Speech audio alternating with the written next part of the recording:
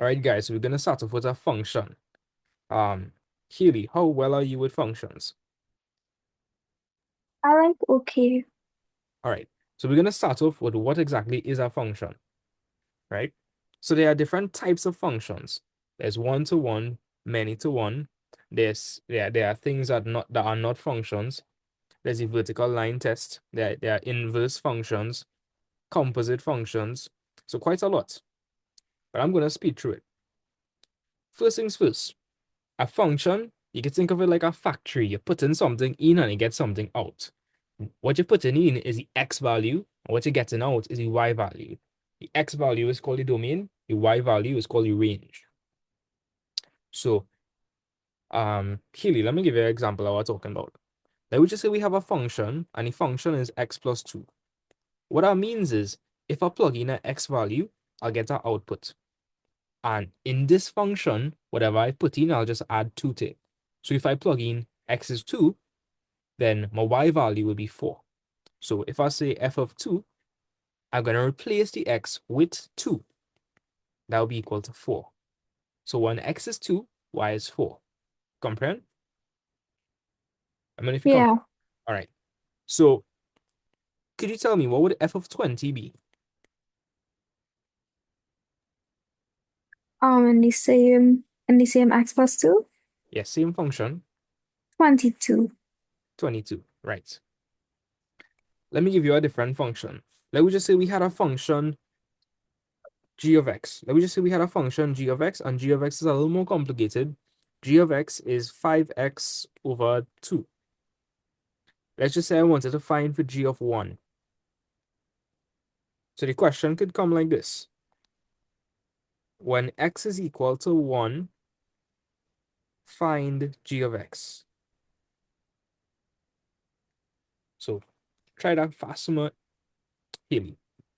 Try that out real quick. Won't it remain 5 over 2? It will remain 5 over 2 because we're saying 5 by x over 2. And if x is 1, 5 by 1 is 5, 5 over 2. Perfect. What about if it was minus 3? What if x was minus 3?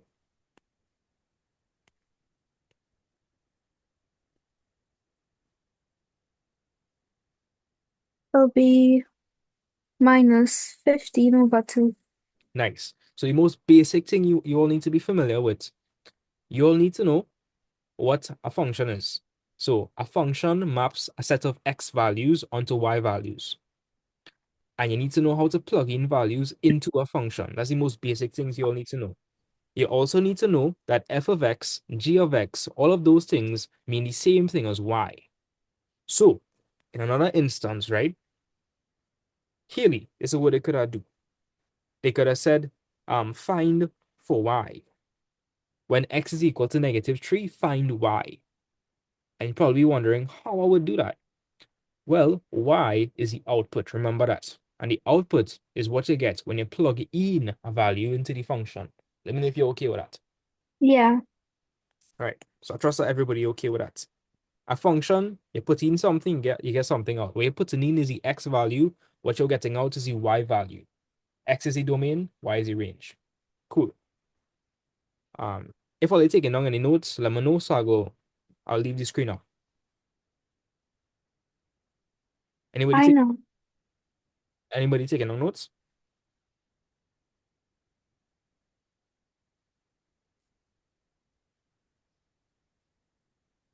Here what, for the sake of speed, I'll lecture today and I'll send the notes because I started the session a little late, right? So just stay with me. I'll send the notes and everything after class and the recording. So, Haley, when one element in the domain maps to one element in the range, we call it a one-to-one ratio, and that is a function. You go with that. Mm-hmm. Cool. There's also a case where there's a many-to-one. Take, for instance, the function x squared. What many-to-one means is that there are multiple values for x that would give you the same output. For instance, if I find, let me just say I find f of minus 2. Now, a lot of students would make this mistake and they would say minus 2 squared. Aliyah, are we going to do that? If I have a function f of x is equal to x squared, am I going to say minus 2, minus 2 squared?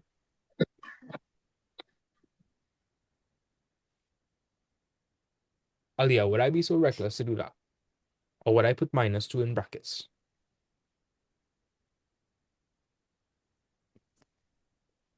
And I hear an Aliyah. Keely, what do you think? Do you think you would put the minus 2 in brackets? Yeah. Yeah, you have And to. So if you have f of minus 2 and the function is x squared, you need to say open bracket minus 2 close bracket squared because it's the whole term squared. So what is minus 2 squared? 4. 4. Awesome. What is f of 2 then? 4. So notice something. Didn't two different values for x give me the same y value? Yeah. So that's many to one because many elements in the domain map into the same element in the range. So I hope you understand that. Yeah. Cool. Right? There's also the case of many to one where many map onto one. Take, for instance, we have a function x squared minus 9. So when when what this is when x is 1, that would be 1 squared, which is 1 minus 9. What is 1 minus 9, Haley? -8. Okay, right? But wait. Yeah, this is just another example of many to one. Yeah, this is just another example of many to one. Right? So anytime you have quadratic expressions or quadratic functions, they give you multiple answers. Right? So there are multiple values for x that will give you the same value for y. So take note of that. Once it's a quadratic expression, you will see the many to one relationship being shown. Because here, take for instance, right? When x is 1, and I'm going to get the same result as when x is minus 1, because minus 1 Yeah. squared is 1, and 1 squared is 1. So I'll see a many to one relationship there. Yeah. Right. Aliyah, let me know if you're there. ये मेरा laptop का sound सुन तो ये मेरा laptop Arvid, I believe you're unmuted. Yeah, Vid, if anything confusing you, let me know. Right, so now we just discussing the different types of functions and what exactly is a function before we move on to composite functions and inverse functions. Right? Aliyah, is there anything confusing you? No. No? Okay. So I'm gonna put on a random function. I want you to tell me if it's a one-to-one or a many-to-one.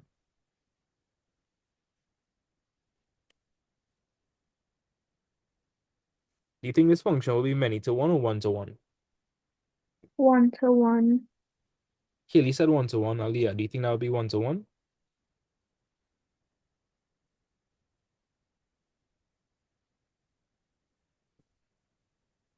Nicholas, what do you think? A of x is equal to x plus 5 over 3. Many-to-one or one-to-one?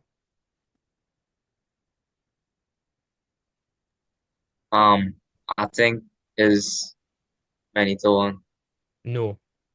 Many-to-one only occurs where you have quadratics. What many-to-one means is that you put in different values for x and you get the same answer. The only way that works is if you're squaring something. Because Nicholas, take for instance, if I have -2 squared and I have 2 squared, won't I get the same result? Yeah. So take a note of that.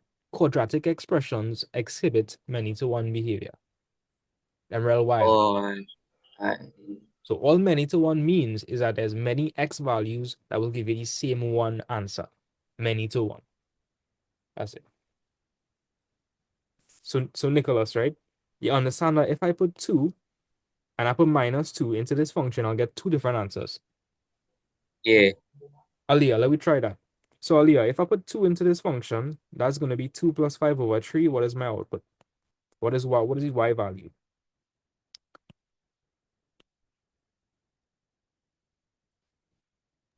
You get 7/3. Okay, if I put minus 2 into the function, will I get that same value? No, you get -7. No, you won't get No, that. no, Sorry. no, no, no, no. Sorry. You get 1. 1? Oh yeah, But yeah, 3 I over would get one. I would get one, right? I thought it was 2. Can pass that, and then I remember No, minus 2 plus no. 5 is 3. 3 over 3 is 1. Yeah. So once it's a linear relationship, it most likely will be 1-to-1 because different values for x will give you different answers. But Aliyah, understand what I'm saying. If I have x squared, negative values and positive values are going to give me the same result Yeah. because anything squared will give me a positive number. So Yeah. quadratic expressions will give you a many-to-one function. Okay. So you could probably take a note about that somewhere.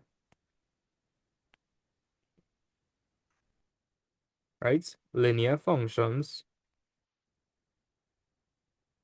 are 1-to-1.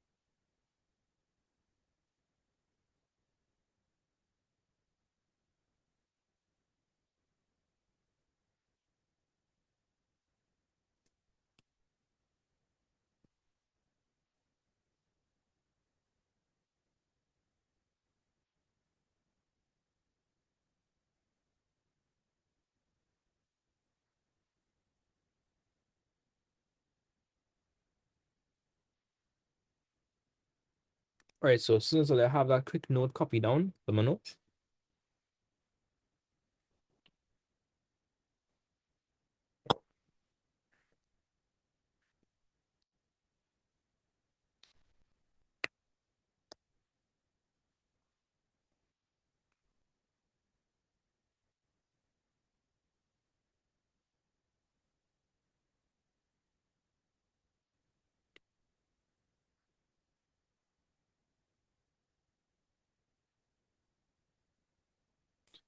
Amy, what you said, man, is exactly what's going on. Good job. Good job. Oh my God, I was doubting myself so much when One, I find for h to the power 4 of x, I was like, I really supposed to be getting this. one thing that weird though, I don't know why you put so like in the first line, it's out of what h of cube x, which is good. And then you're supposed to say in the next line, since h of cube x is h of x, you're supposed to say that the next line will be h of x. Because h cube of x, we know what that is. That's equal to h of x. Mm-hmm. I mean, you do that. Oh, I guess you do that, but you have it in the third line. You have h of x. yeah. Mm-hmm. I would recommend putting that in the line right below. Okay. Yeah, but that's good. Nice, excellent job. That's nice. Okay, nice.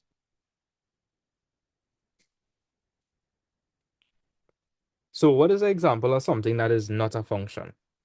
Well, something is not a function if it do exhibit function behavior.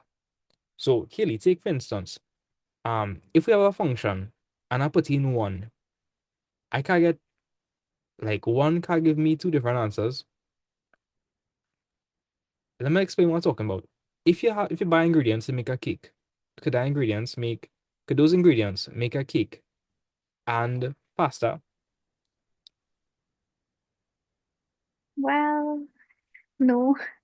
No, look, let me go even more far-fetched. if you have a cheesecake recipe, can that make wontons? No. Okay, it's the same thing we're trying to prove here, right?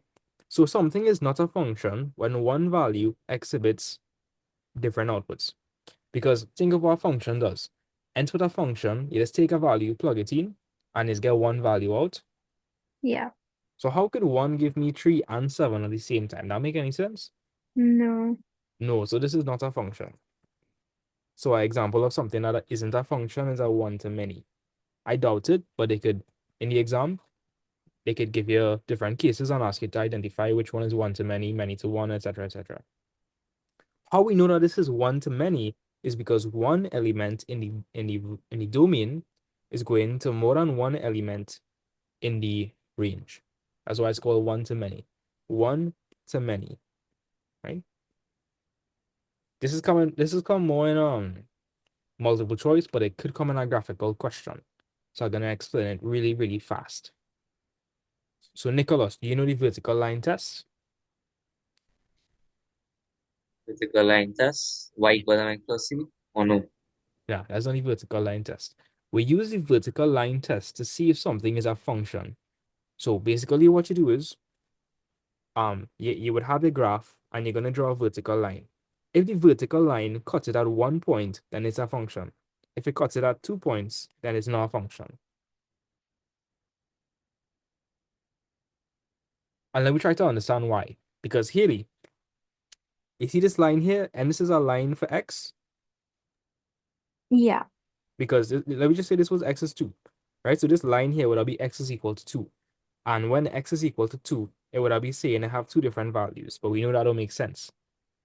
Because entering a function, you would take a value for x, plug it in, and you get one answer.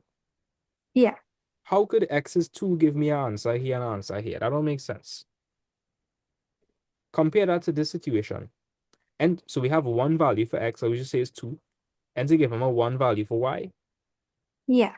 Yeah, that's function behavior, right? So, Aliyah, how they could bring this question, they could make a little sketch a graph, and they could be like, using the vertical line test, state, figure out whether or not the function is a function. And to do that, you would just take a ruler and draw a vertical line.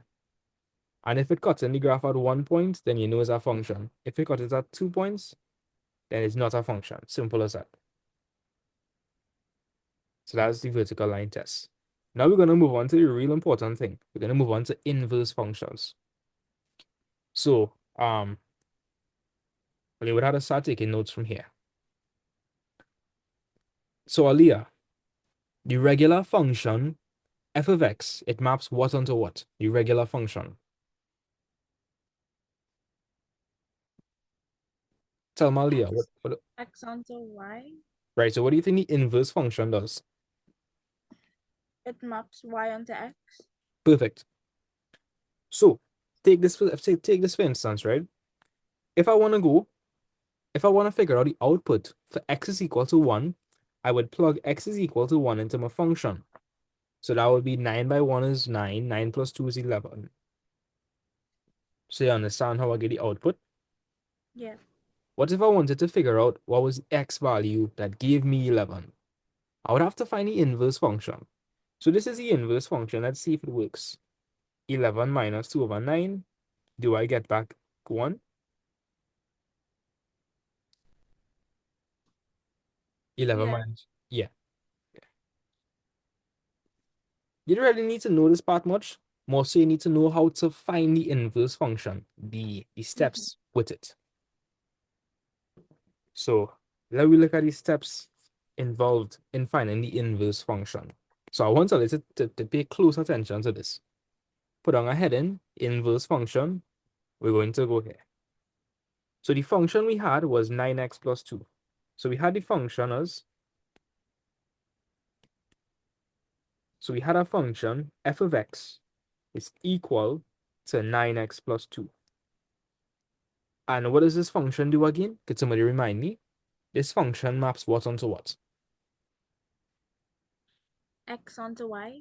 Right. And we're trying to figure out the inverse function, which does the opposite. So here you understand that if I plug in an x value here, I'll get a y value out. Yeah. Okay. Well, the function we coming up with, we want to figure out what we could, like if we plug in y, what we will get. Like, in other words, if you have the output and you wanted to figure out what the input was, you would use the inverse function. That confusing you? Not really, no. Okay, cool. So pay close attention to this. So we're gonna start off here. If I wanted to find the inverse function for this, look at the first step. So here, what's another way I could write f of x? Why? Yeah, I could write y because end y is the output. Yeah. Right. So I'm gonna say y. So you're gonna say let f of x be equal to y. This could be anything, and that could be a of x, g of x, h of x, anything. So we're gonna say let f of x be y. If f of x is y, this would now become y is equal to 9x plus 2. The next step.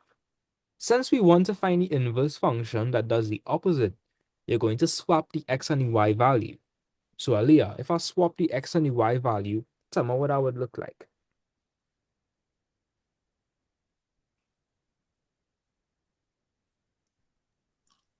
X is equal to 9y plus 2.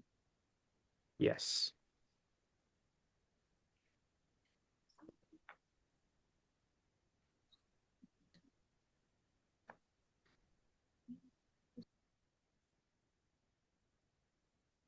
All right. And what we need to do next is, let me see if I remember. What we're going to do next? Make y the subject of the formula.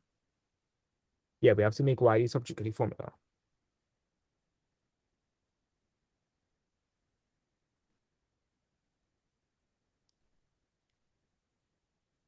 Right. So here, as you can see, this is more like a continuation of algebra, right? You Mhm. really need to be good in algebra when you're doing functions. So to make y the subject of the formula, I'm going to show you guys a simple way to do it. Very simple way. Here, and you could agree that 4 plus 1 is equal to 5. Yeah. And so I could take down, I could write it also as 5 is equal to 4 plus 1. Yeah. Okay, that make perfect sense. So if you find this form looking confusing, what you could do, you could write it as 9y. See if you can figure out what I'm going to do. 9y plus 2 is equal to, X. did I change anything? No. I didn't change anything. It still means the exact same thing. But doing this because entirely accustomed with the variable on the left-hand side, Yeah. yeah, that's all I'm accustomed with. So I'm not going to change anything. So then, if I want to find for y, what is my next step? Aliyah, what's the next step if I want to find for y?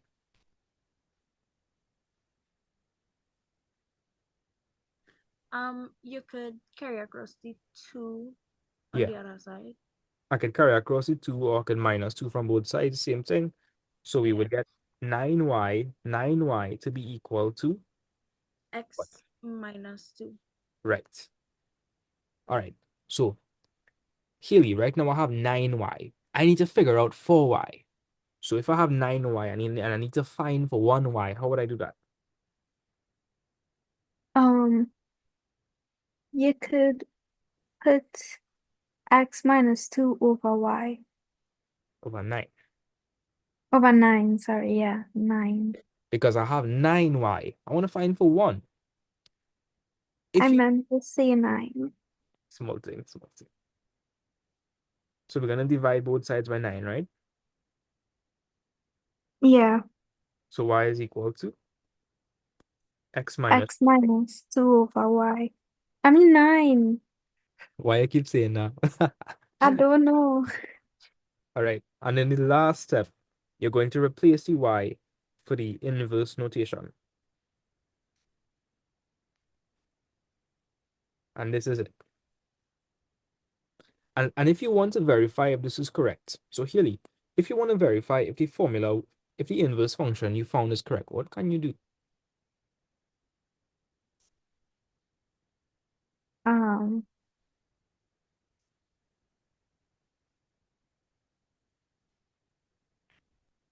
If anybody could tell me an example, a quick example to see if I'm correct, let me know.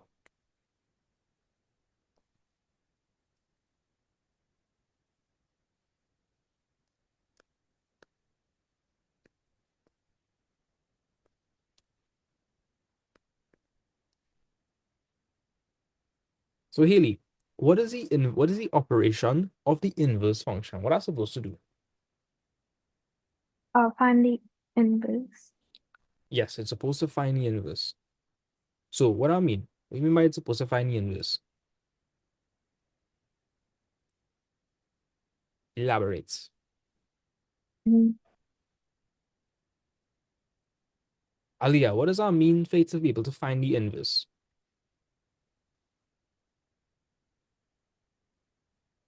Does it mean that lets y equal to x?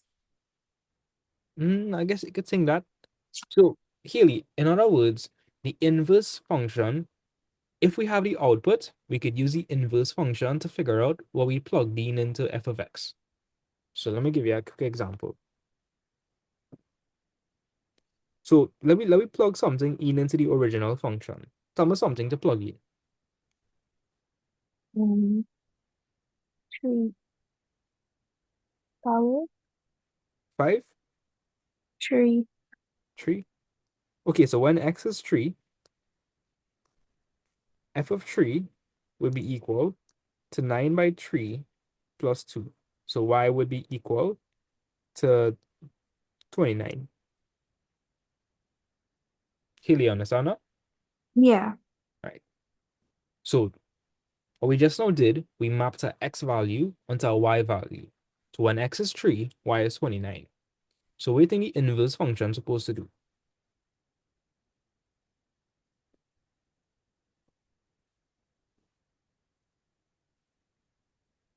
Oh, you could substitute y into x when you get like the inverse answer, to check and see if you'll get back 9x plus 2. No. It would help you find the input, which is 3. Yes. So Haley, look at this closely. So again, the regular function is map x onto y. This is what f of x does. So the inverse function is supposed to do the opposite. So if I plug in y is equal to 29 into this function, what am I supposed to get? I'm supposed to get my input. And what was my input to get 29? 3. 3. So let me see if it will work. So 29 minus 2 over 9. What is 29 minus 2? 27. What's 27 over 9? 3. Right? So that's how you test if it's working. So what you do is you plug in a value into the original function, see what the output is, plug in the input into the inverse function, and you're supposed to get the input. Feeling good? Yeah. Awesome. So take the song fast, finding the inverse. You need to be able to find the inverse under all circumstances. Right? So Aliyah, copy that down. Nicholas, Amy, I don't think I'll copy down much notes and are they just chilling? Yeah, aeroplane. Well, let me give all this something to do in the meantime now. I know I was looking at this question for a little while. So and Nicholas, I don't think I get the final working from you now. You were supposed to find h cube of x and notice a pattern, write down where you observe and then state the final answer. You didn't finish that. Yeah. Right? And additionally, I want you to do this question. So for everybody who feel like they're real good in functions and like they're ready for anything, they take a screenshot of this and do it. I don't want to waste all your time. If all they're real good in functions, do a question that will test all it. Vid. you remember how to find the inverse function, or is that something you're shaky with? I think I'm a little shaky with it. Okay. All right. Well, I'll give you all a simple one, and then we'll move on to a harder example. So, people like Amy and Nicholas, I'll take a screenshot of this and try this. All right, so I trust all they have a screenshot of it by now. Amy, have a screenshot? Yeah. Okay, cool. Nicholas, you have a screenshot? Hold on, huh?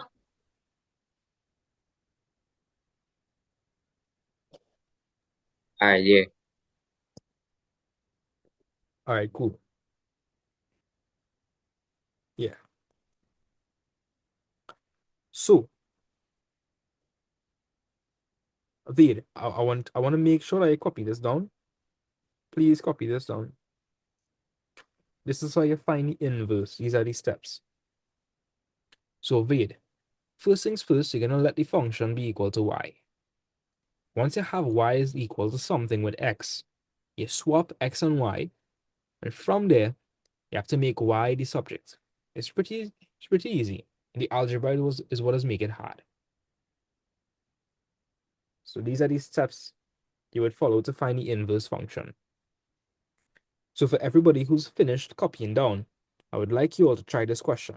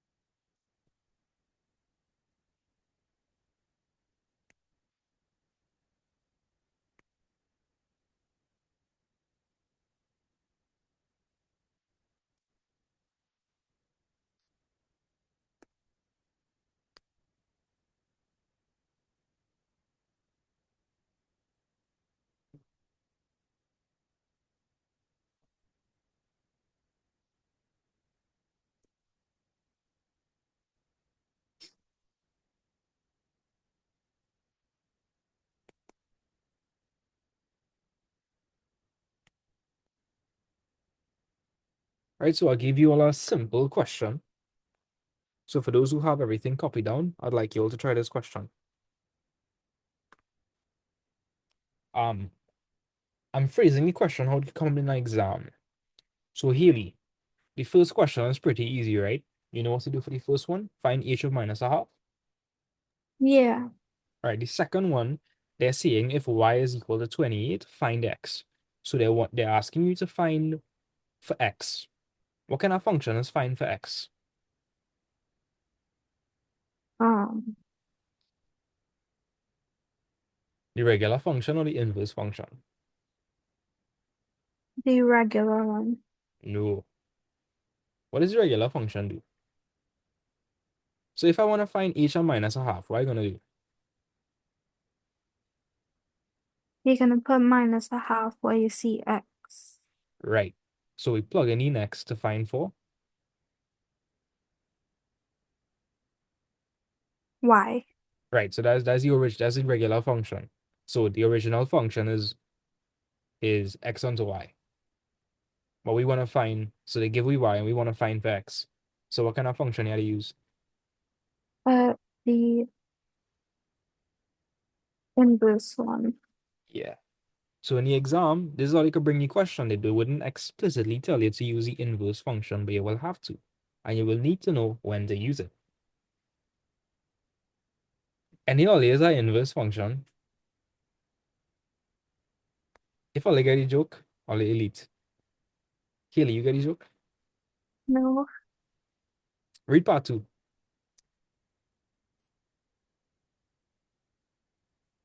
Read part 2 for me. If y is equal to 28. If y is equal to 28, find x. Okay, what does the inverse function do? Map y onto x. So If you have the y, you could use it to find for X. any other like an inverse function. No. Good, good. Keep pushing. Use that to remember it. The inverse function can move on. Trying to find its x. All right, Aliyah, let me check what you have. So Aliyah, you're saying that x is equal to minus 77. I don't believe the answer to be true. Wait, Aliyah, I don't think you listen to what I say. So Aliyah, read part 2 for me. Read part 2 for me. What is part 2 saying? If y is equal to 28, find x. Explain to me, what does that mean? I see you plug in Mm-hmm. no that'll hmm. Wait, I think I know what I do wrong. Hold on. Wait. No, what you do there isn't wrong. Like you didn't use the inverse function, but you use you're not explicitly finding it, but you're using it. You just do the algebra wrong. So you say 28 is equal to minus 3x plus 7, right? Okay. Yeah, I think I know what I'm supposed to do. You're trying to find facts. Yeah. All right. So Vade, do you have the question? Do you have the example copied down as well as the question? Yeah. Okay, cool. So Vade, do you know how to answer the first question? Find h of minus a half.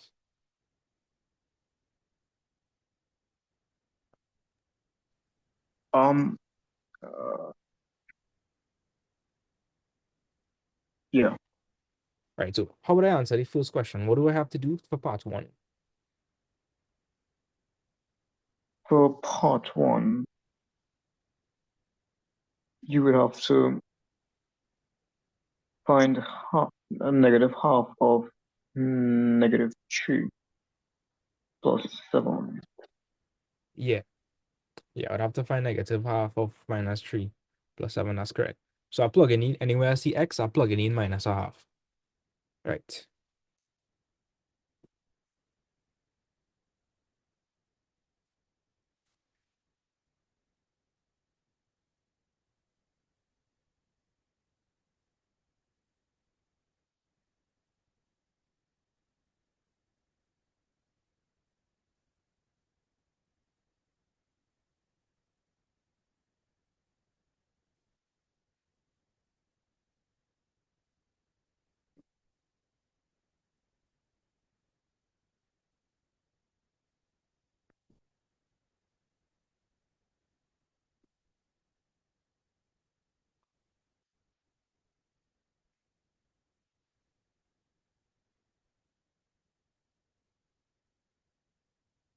All right, so Aliyah, did you recognize your mistake?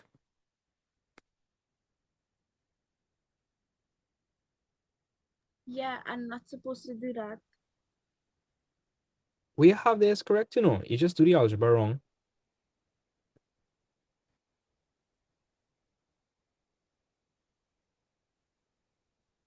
So Aliyah, you said so it was going logically fine, like everything you do is fine. Until you say interchange variables and all of that. Mm-hmm. Yeah. How that makes sense? If you Aliyah, let me ask you a question. If you have 28 is equal to minus 3x plus 7, and the question is to find for x, you could find for x right there. You don't need to go and do Mm-hmm. anything else. You could find for x. How would you find for x from there? I have 28 is equal to negative 3x plus 7. How would I find for x? Carry across is 7 on the other side. Right? So I'll end up with what? 28 minus 3x is equal to 28 minus 7. What do you do next? You divide Both sides by? minus 3. Yeah, what you got?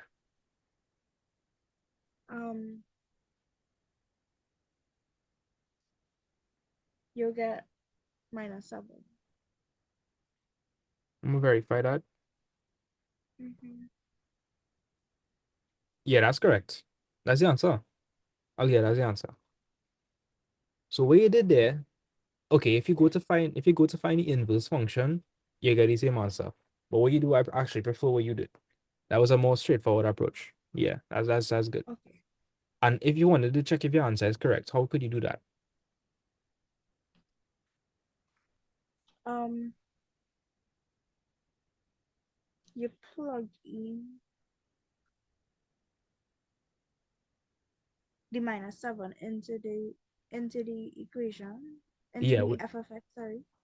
h of x. Yeah, so do that for me. Um,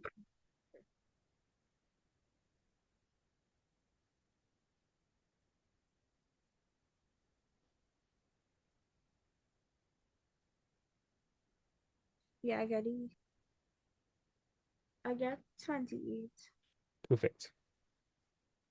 Right? Because -3 by -7 would that be plus 21, and 21 plus 7 is 28. Nice. I trust that everybody have the working for inverse function copy down. Vade, let me do the question, right? So Vade, what did you get for part one? -7.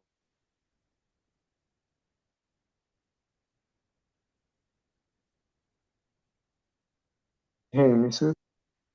Nah, I'm not hearing you. Oh, you hear me? Yeah, I hearing you. -7. Somebody working. You're not supposed to get an answer. Someone what you do.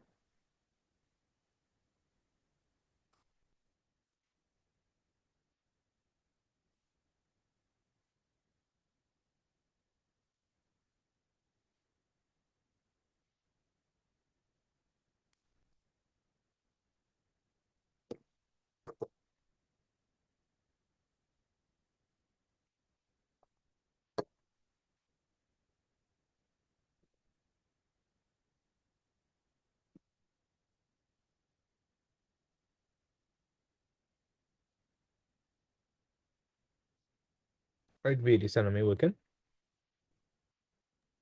Yeah, I'm sending it. All right. Give me a second.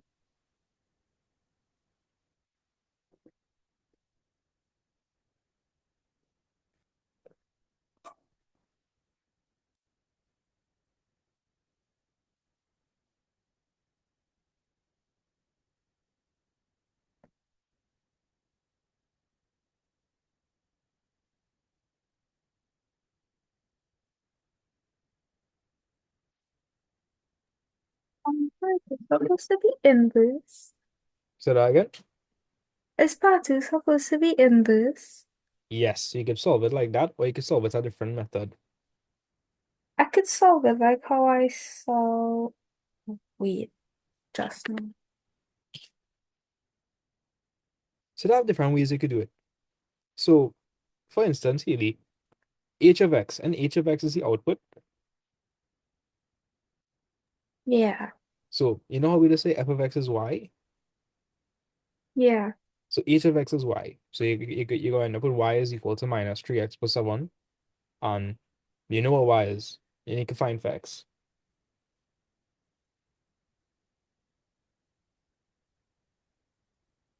Viet, could I see working on like on a like pen on paper? Are you taking notes? If you're not taking notes, you wouldn't benefit.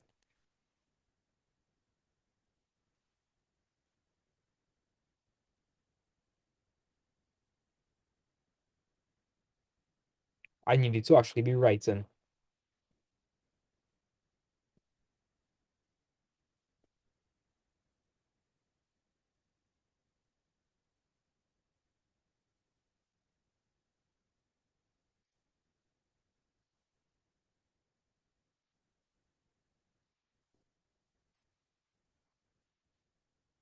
Right, so Haley, I want you to explain to the class how to do for the first part. How would I do the first part? Um, we just will have to send H is minus a half.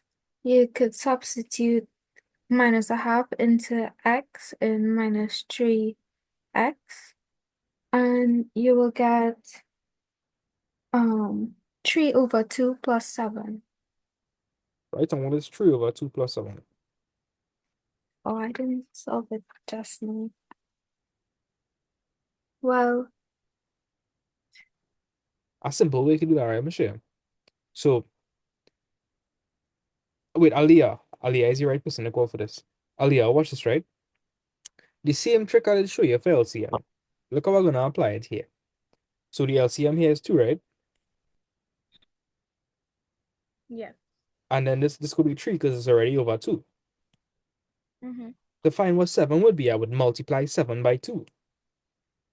Yeah. 17 over 2.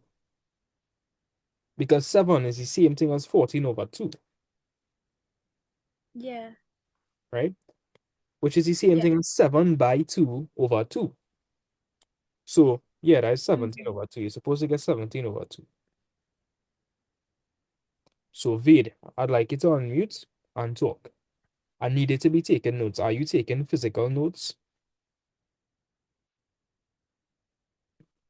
Yeah, writing my book now, so I was doing it in tablet. I would like you to actually write. Take notes. Yeah. So, You need with the pen on the paper. and I want you to send me pictures of your working, right? Yes, So, Vid, all we did here was anywhere we saw x, we replaced it with minus a half. So it was h and minus a half. So what that means is anywhere we see x, so it was minus 3x plus 7. So we're going to replace the x with minus a half. So minus 3 by minus a half plus 7. Minus 3 by minus a half is 3 over 2 plus 7, 17 over 2. Wait, I'll wait, try another one.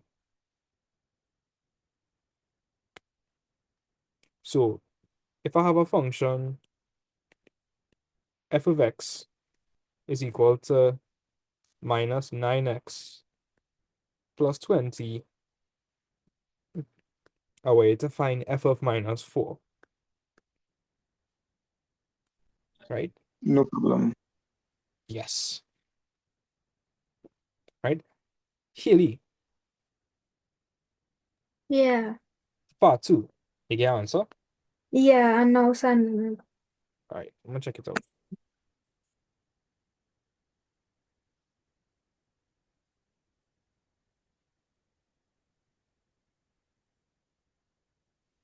Amy and Nicholas are the real bad boy. Big up on yourself. Amy, you like that question I said? If I know was a Um, question. yeah, this one was easier than the one before. Like way easier. You find so? Yes, sir. I find it was like easier to see. Okay. Yeah.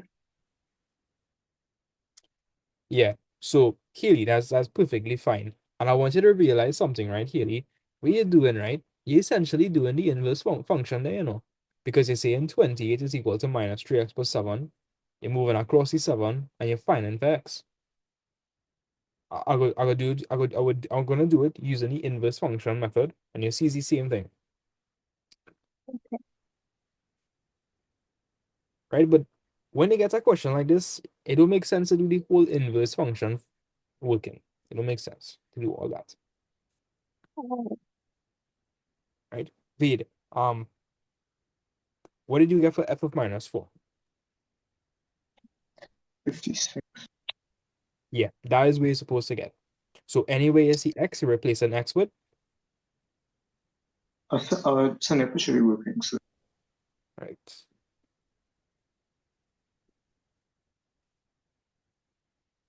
Right. So explain to me, right? So anyway, you saw x, you replace it with. I replace it with the -4.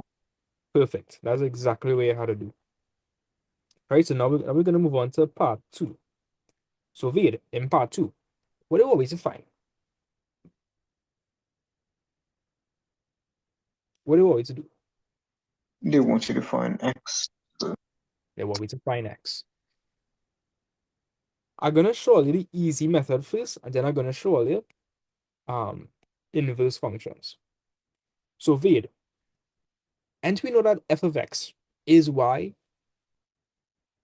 F of x is the same thing as y. So h of x is the same concept. So for part 2, I could say that, so we have h of x is equal to minus 3x plus 7. And h of x is the same thing as y. So now we have y is equal to minus 3x plus 7, right? And Vade, tell me what to do from here now. I want to find for x. So what do you think I should do next?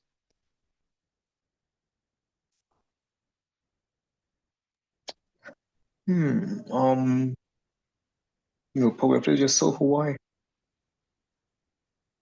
Say that again? Probably solve for y, so No, what do you want me to find any question? Check out part 2. they want you to find x. Right. So if they want me to find for x, what do we have to make the subject of the formula? X. X. So we need to make x the subject of the formula. And what are this? Are they giving us any values for part 2? They are the value for y is equal to 28, so it will be 28 will be equal to negative 3x plus 7. Perfect. So can't we just minus the 7 from the 28 and then divide that the remainder, which is 21, by the negative 3, and that will be for x? Yes, that is exactly what you have to do. That's exactly it. So how we're gonna write it? I'm gonna say negative 3x plus 7 is equal to 28. Right? We're gonna minus 7 on both sides. Right, so that will be equal to 21, and we divide both sides by minus 3. So x is equal to,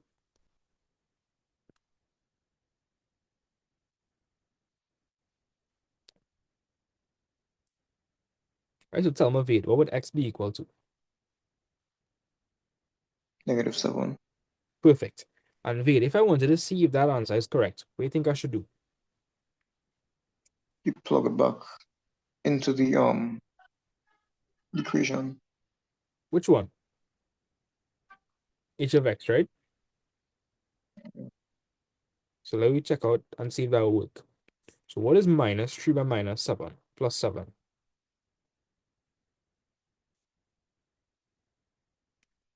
That's negative 21.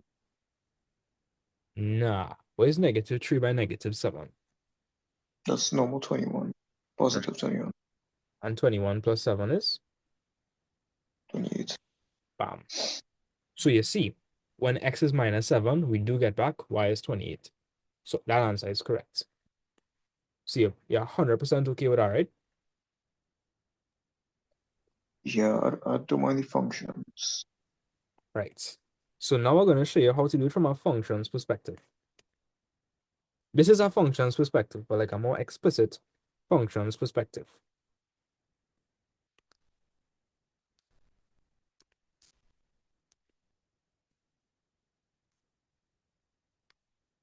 Right, so Vade, in this question, they're giving us y and they want us to find for x. So what function do you know maps y onto x? The regular function or the inverse function?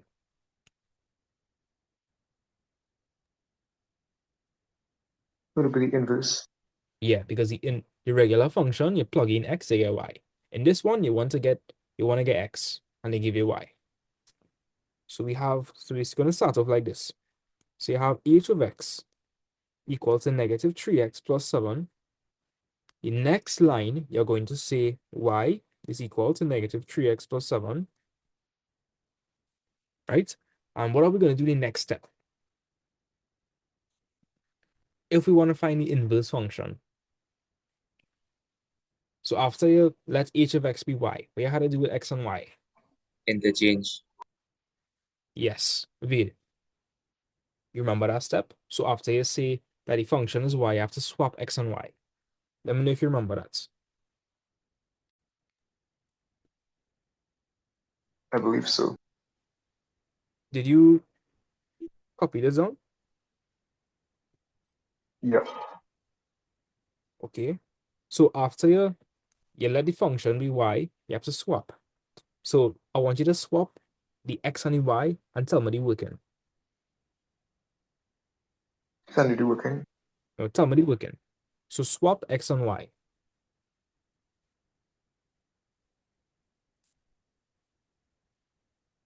Right, so I want you to swap the x and the y and call out that working for me. Call out the next line.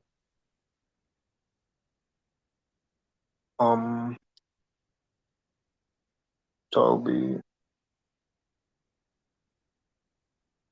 So anywhere you see y, you're gonna write x, and anywhere you see x, you're gonna write y. You're just swapping it.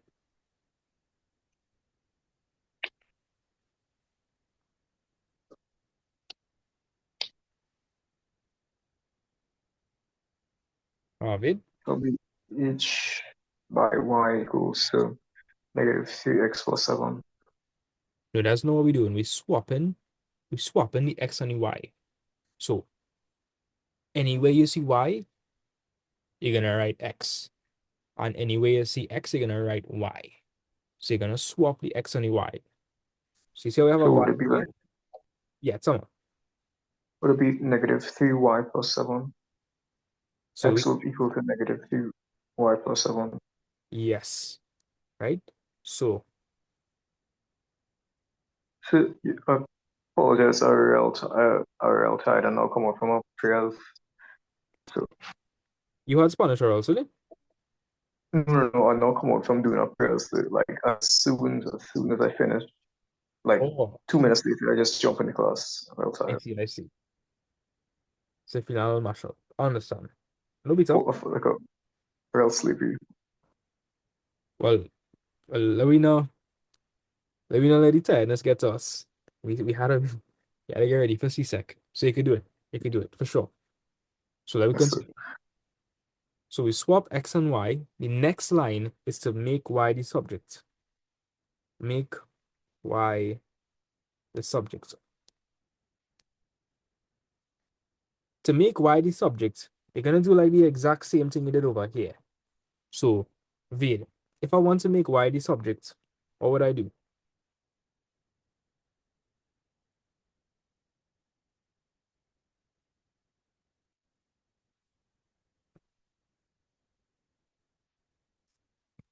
So it's the same concept as this. So, So you see how you said you wanted to find for x. So you move across the plus 7 and you divide by minus 3. It's the same concept over here. So make y the subject. it will be negative 3y plus 7 will be equal to x.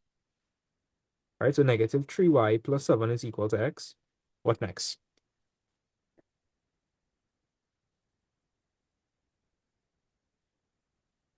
So trying to find for y. So we can do next.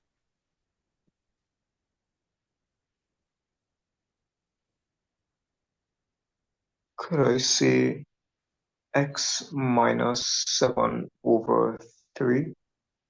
Ah, you make one mistake. It wouldn't be positive 3. It will be Over negative 3, sorry. negative 3.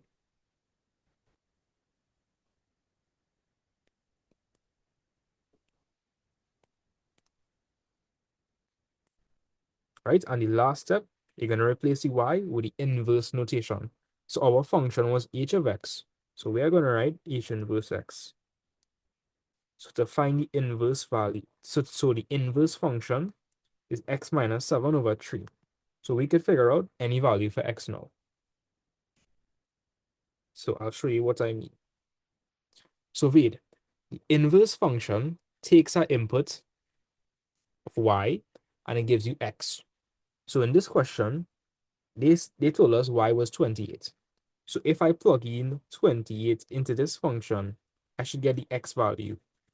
So I'll say 28 minus 7 over minus 3.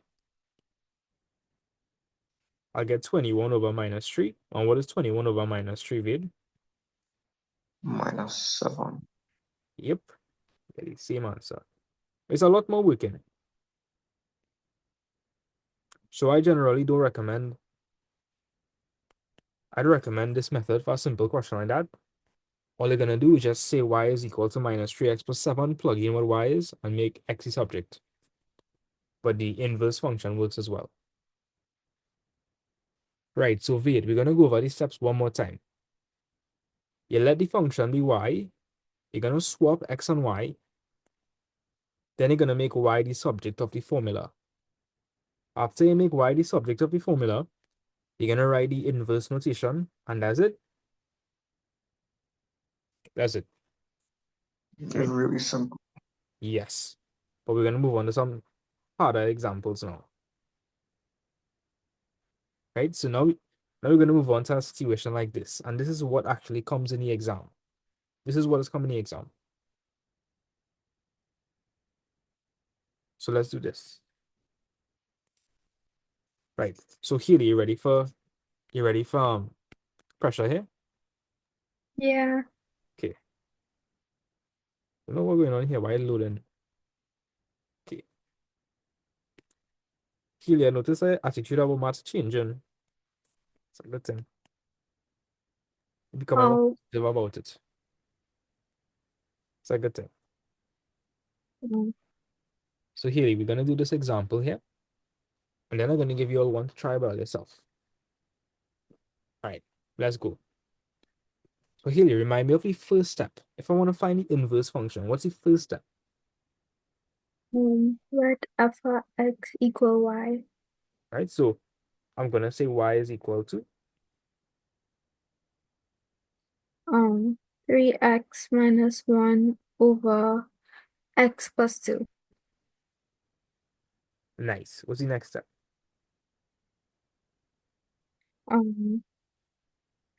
Swap x and y. All right. So x would be equal to 3y minus 1 over y plus 2. right. And what's the next step? Um, Who we had to make the subject? y. Why? We had to make y the subject. But let me look at and see what's going on. Is that fraction? Is that fraction and is a fraction, Haley? Mhm. Yeah, so things are looking that nice.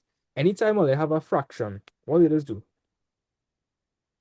I'll give a hint. Maybe I could write x as x over 1. What's the best thing to do in this situation? You could cross multiply. Yes. And we know the distributive law from factorization, so it should be fine. This is going to be fine. So you will see what I mean, Haley. So we're going to cross multiply.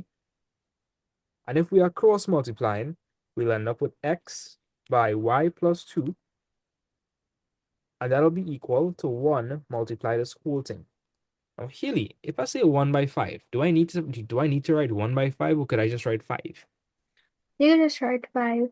So I could just write 3y minus 1, right? Yeah. Right. And it's looking familiar from when we did the first crash course session. Yeah. How would I expand that? The distributive law is xy plus 2x. What children are? They got big math students. Oh boy. Till you ready for them. So they're okay up to this point. Let me know. Yeah. All right.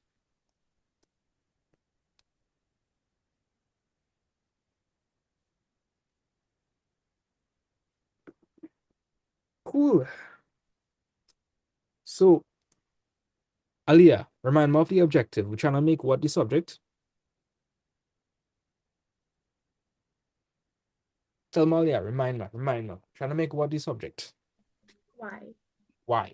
So if we're trying to make y the subject, we need all the y terms on One side and all the x, well, the other things on the other side. You see any y terms in this equation? And I want you to identify them.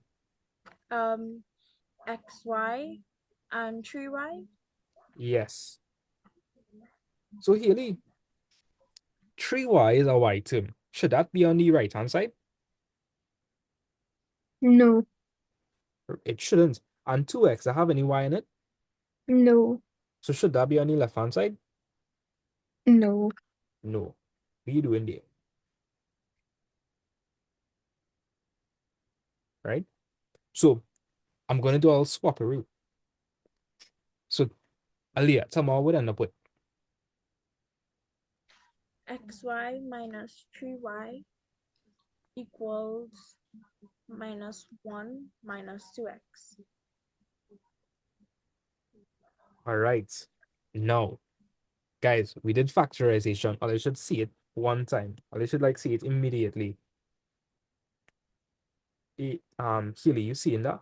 If I want y, what I had to do? How could I get y from that? Um, you could like factorize it, Yeah, we could can't you? factor out. Well, we could factor out from both terms. Y squared. Wait. Where your y squared from? Oh no, sorry. We don't have any y squared. We just have.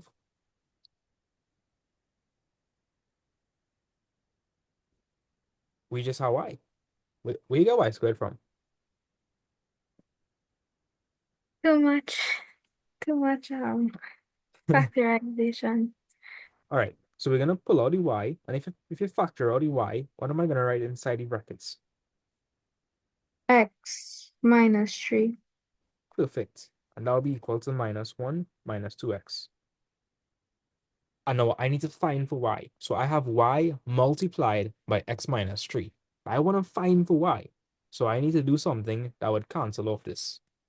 What I need to do that would allow me to cancel off the x minus 3. You could put minus 1 minus 2x over x minus 3. Right, so we could divide both sides by.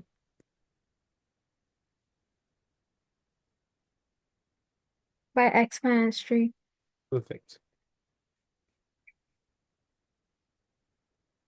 So y would be equal to minus 1 minus 2x all over x minus 3. And we need to write the inverse notation. So f inverse x equal to minus 1 minus 2x. So Haley, you find that was that bad? No, not really. Definitely. What would I do last class? Can I help you out? Because now you know expansion and factorization, Mm-hmm. right? So I want to let's copy this down. This is how hard it will come in the exam. I do see it being harder. I could probably add in some twists, but really do get harder. Right? So what I want to do is I want to let's copy this down, and I'll give all your inverse function question from our past paper. The only thing we have to do now is composite functions. Composite functions, and then we have to combine composite and inverse. Right?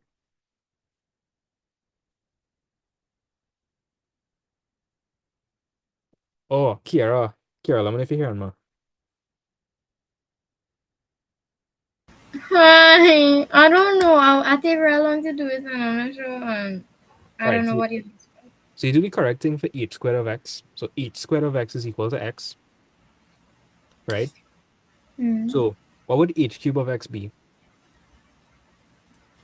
That would be like. So they tell you any question, they said that or they didn't tell you h cube of x. But we could figure that out, right? Look, if h squared of x is h. Oh no, they did tell you what h cube of x was. They said h cube of x is equal to h by h squared of x. Any question? Oh, I completely bypassed that. So h cube of x is equal to h of h squared of x. Do we know what h squared of x is? Yeah. Yeah. Look here. Look at the pattern. We start off with h of x, then for Mm-hmm. h squared of x, we got x. And then for h cube of x, we got h of x. What do you think we'll get for h to the power 4x? So look at it, right? The first one, we initially got hx, right? Mm-hmm. This was the original. Wait, what's it? No, I'm saying the correct thing. So for the very first one, h of x, we got x plus 3 over x minus 1, right? For Mm-hmm. h squared of x, we got x. And so for h cube of x, now remember, h Is cube of x is h of h squared x, right? So yeah. cube of x, that's the same thing as h of x. Look at that. And because and h squared x is x. Yeah. You understand? Yeah. You're sure? I think so, yeah. Okay, watch. H cube x is equal to h of h squared of x. We know what Mm-hmm. h squared of x is as x. So h cube of x is equivalent to h of x, which starts back the cycle.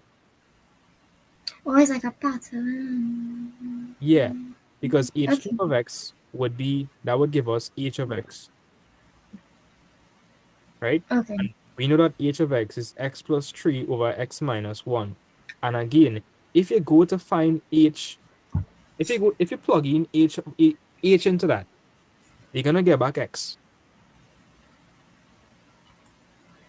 Because remember, Kira, and when you found h of x, and when you plug in h of x into this, and you got x.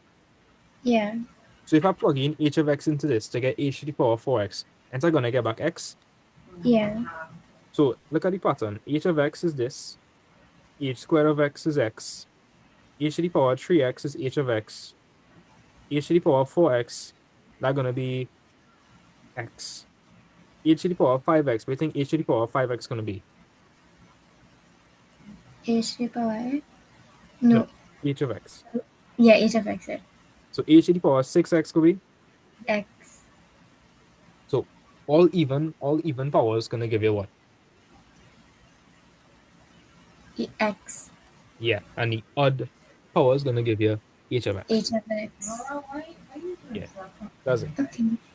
So you need to make the observation and write that down. Okay. Because obviously you wouldn't go to H18. Right. Haley, did you get time to copy this down? Yeah. All right. So Haley, I want you to pick a year. 2025, 2024. Pick something. 24. Key. Let's see what 2024 has in stock for us. Is it gonna be easy? Let's see. Right. So I want you all to do. Now this is real easy. It's like I give you only 1 minute. Literally 1 minute. Not even 2 minutes. Like take 1 minute.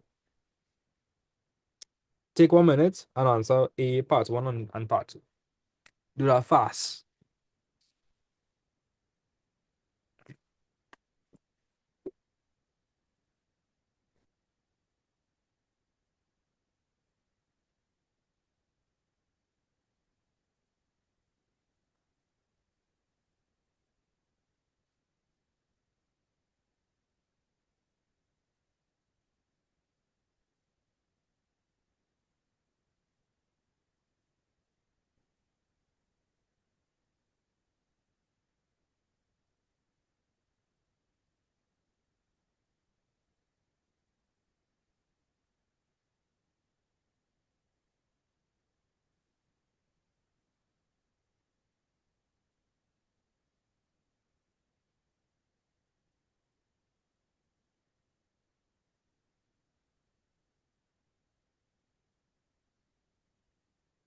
I finish. All right. First one, Mega. Minus 18. Easy. Second one, Mega. 1. Yeah, anything to the power of 0 is 1. That's real simple, right? Like that's so easy, right? Yeah. Oh my God. Let me do 2023. See what come that year.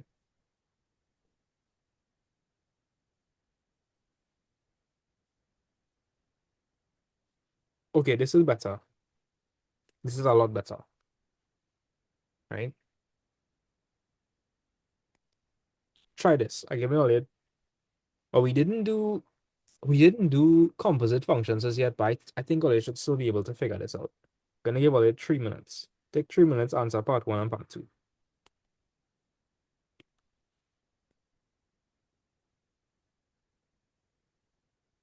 So, Haley, before you get confused, right? And did you know how to do something like g of 2? You could do that. Yeah, Okay, so what different about this? Nothing. nothing, no. I know how to do it. Say no more. Say no more. Right, so I give you like 3 minutes. Go. Try that question out.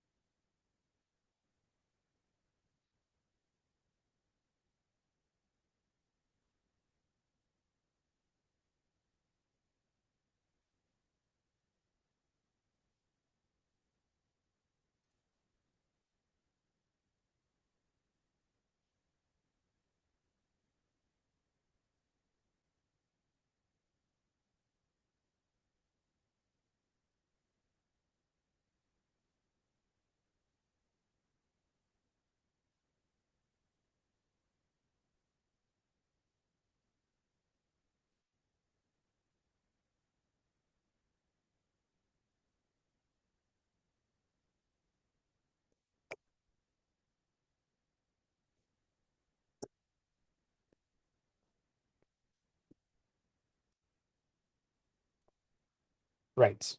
So Amy, you just chilling. Amy and Nicholas are just chilling. Yeah, I'm I gonna take get, in information, you know. I'm gonna get a hard question on it. I can't really just chill and do nothing.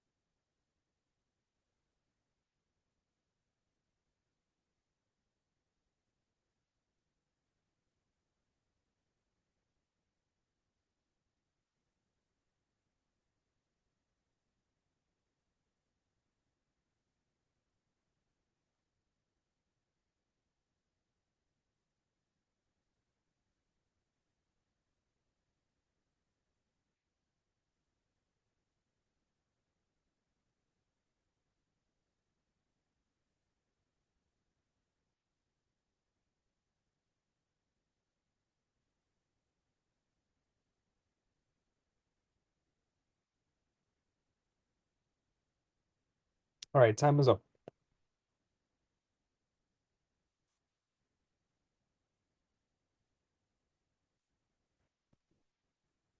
All right, so everybody who worked it out, did you all get through with part one? For those of you that worked it out. Yeah. All right. So Aliyah, tell me what you do for part one. Well, g of x minus 2, I put that equal to x minus 2 in brackets all squared minus 5. Healy, did you do that as well?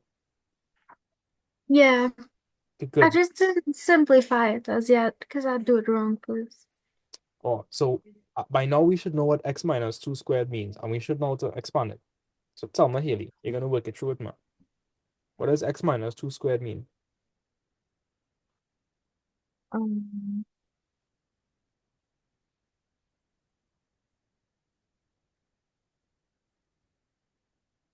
X squared.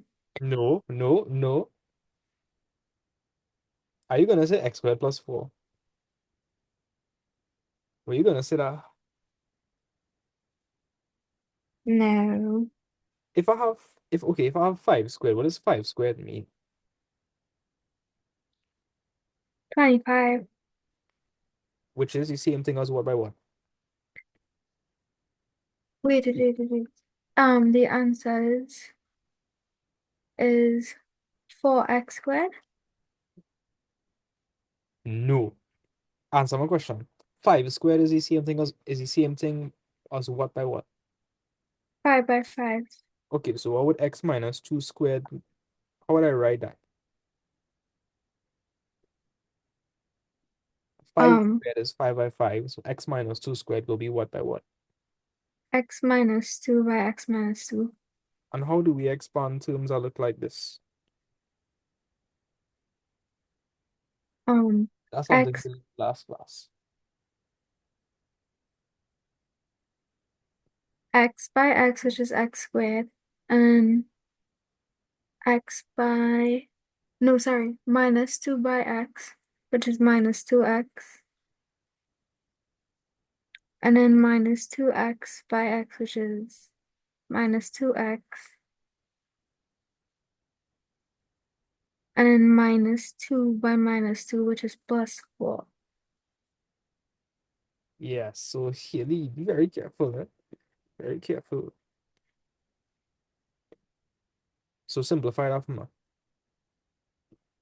That's, just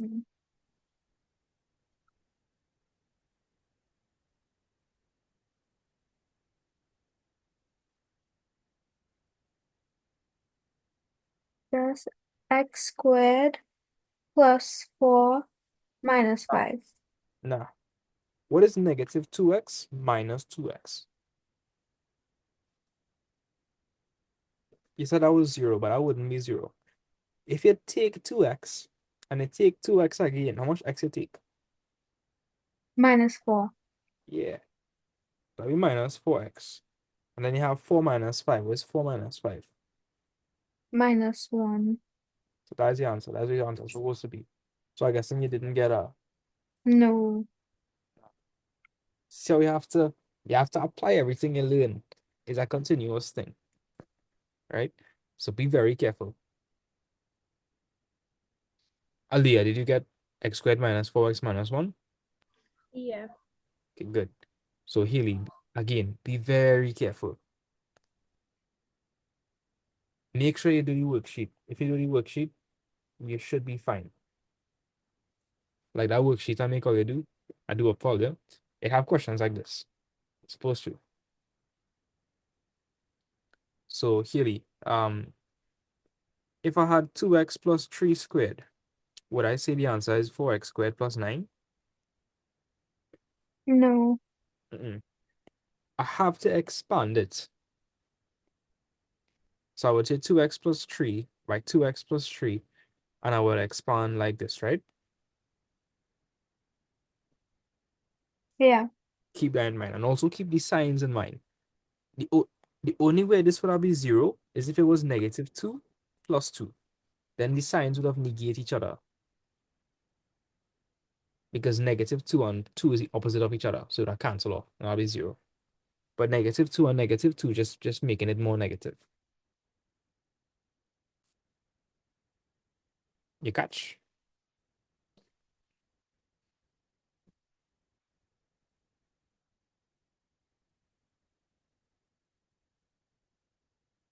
Haley? Yeah, sorry. Okay, I hear you now. Nice. Did you all get through with part 2?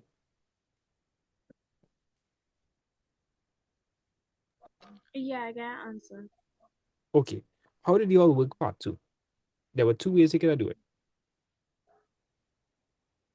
I find the inverse function first, Right? and then when I get that, I substitute x with 11, Mm-hmm. and I get my answer. I get 3. Nice. Nice. Haley, did you do f inverse of 11? I didn't finish yet. Or they want to show you a real easy way to do it. Yeah. Okay. So f inverse of 11.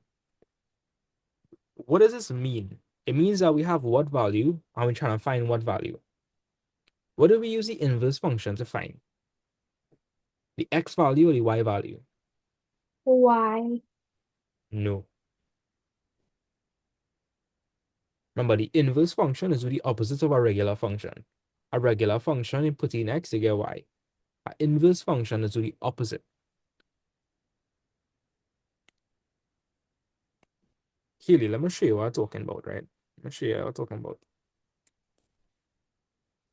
So a regular function, I would take a value for x, plug it in, and get a value for y. The inverse function will take the value for y, and it would give me back the input. So for instance, if I say f inverse of minus 18, I'm supposed to get what back, Haley? If I say f inverse of minus 18, what am I supposed to get back? Just by looking at the -2. So let me see if that's the case. So minus 18 plus 12 over 3. What is minus 18 plus 12?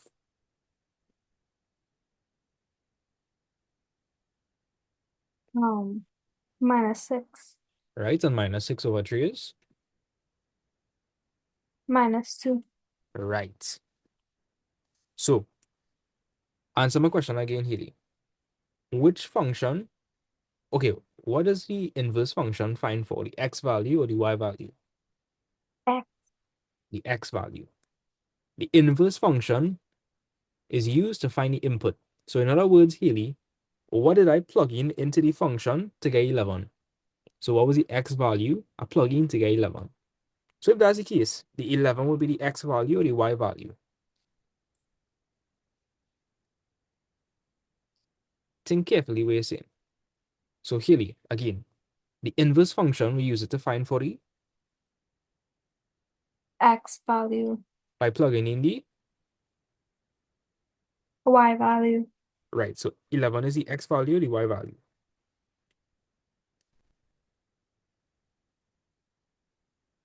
X value. No, that's the y value. Remember, in an inverse function, you plug in the y value, and that answer will give you the x value. Let me know if you're confused by that. I'm going to explain it back one more time. No, it's okay. Yeah, sure. Because check this out.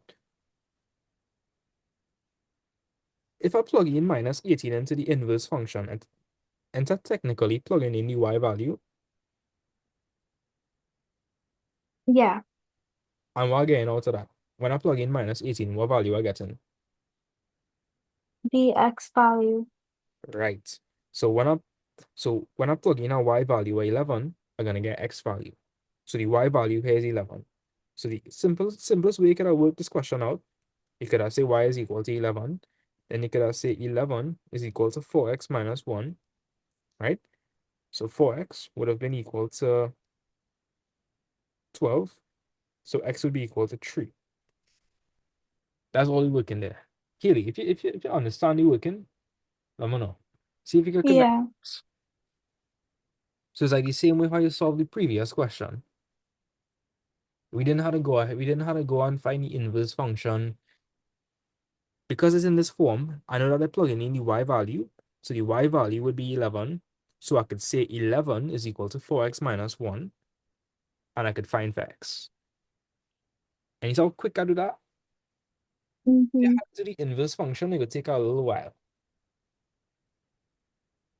Aliyah, let me know if you catch. Yeah. Amy, what you gonna do? You gonna do this or you gonna find the inverse function?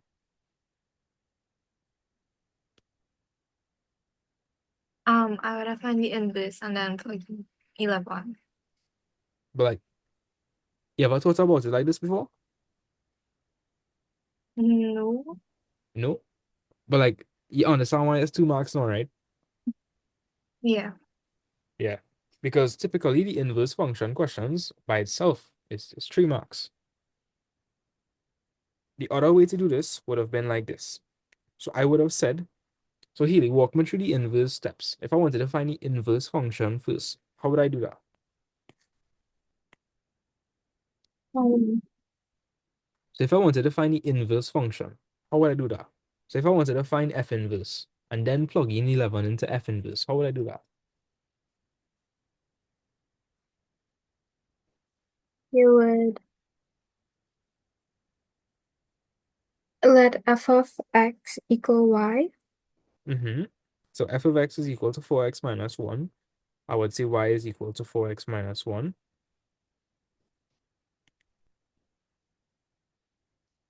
Yeah, continue. And then you swap x and y. Yes. So I would say x is equal to 4y minus 1. What next? Then you'd make y the subject of the formula. So tell me how I'm going to do that. Um,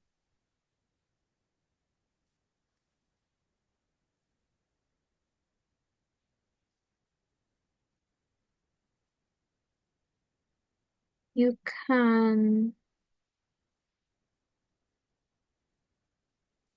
you If it can does, move yeah, Summer, we could move. you can move -1 on the left hand side. Yeah, you could do that. And you're going up with what? 1x or x. No, that'll be x plus 1. If I move across -1, it'll become plus 1 on the other side. So it'll be 1 plus x. Yeah, a little confused by that. No, I know what I mean. Before we do anything though, remember the trick I show you. We are accustomed with seeing, like, if we're trying to find for unknown, where's the unknown? What the unknown is most likely be? Like, where does be all the time? Left hand side or The right hand left side? hand side. So what's another way I could write this to make it look a little easier to work with? You could put 4y minus 1 equals to x. Yeah. What next? And then you can move the -1 and it'll be x plus 1. Right? And then y would be equal to x plus 1 over 4. Yep. And we didn't know we had already inverse notation.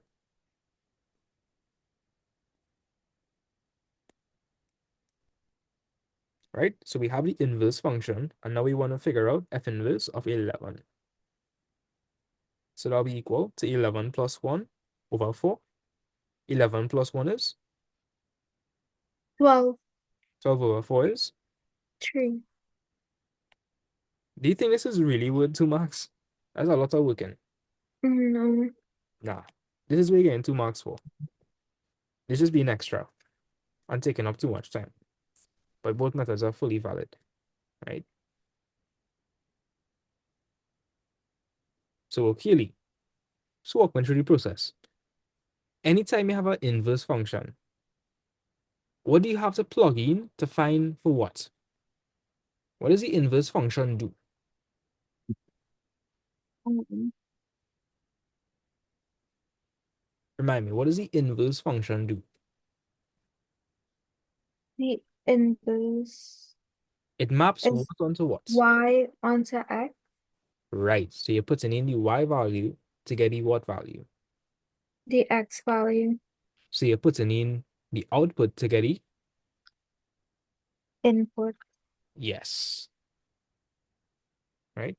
So if I plug in 3 into my function for f of x, what am I supposed to get?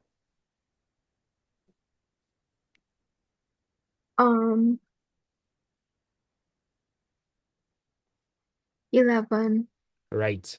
So again, and you see what I'm talking about? You plug in the output, which is 11, into the inverse function and you get the input, which is 3. Because you had to input 3 to get 11. So, what do you think? Yeah. So here what we're going to do. I'm going to give all you, we still need to do composite functions.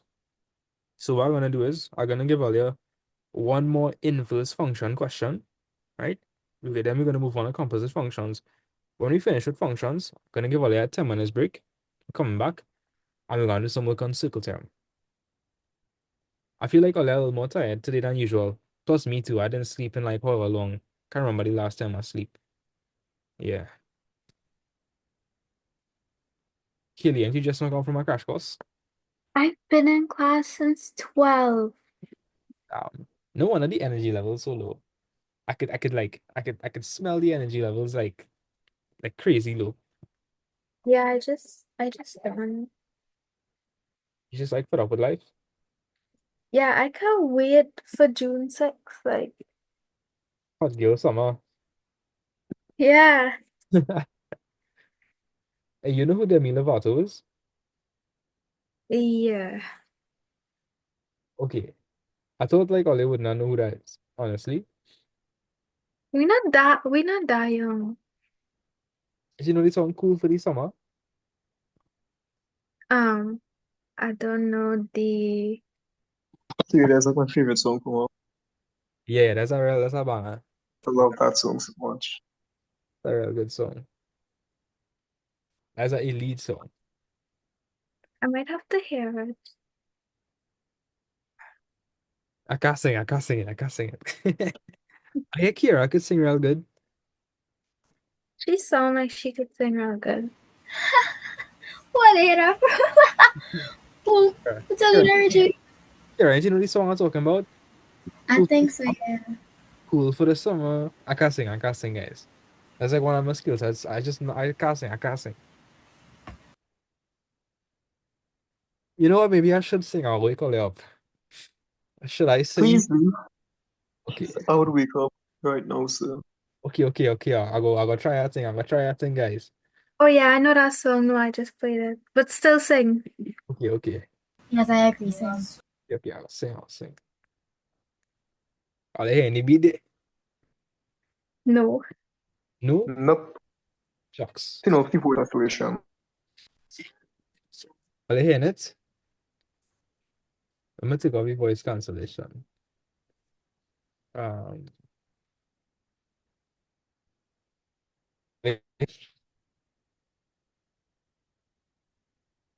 oh, listen here, and it's this voice cancellation. No.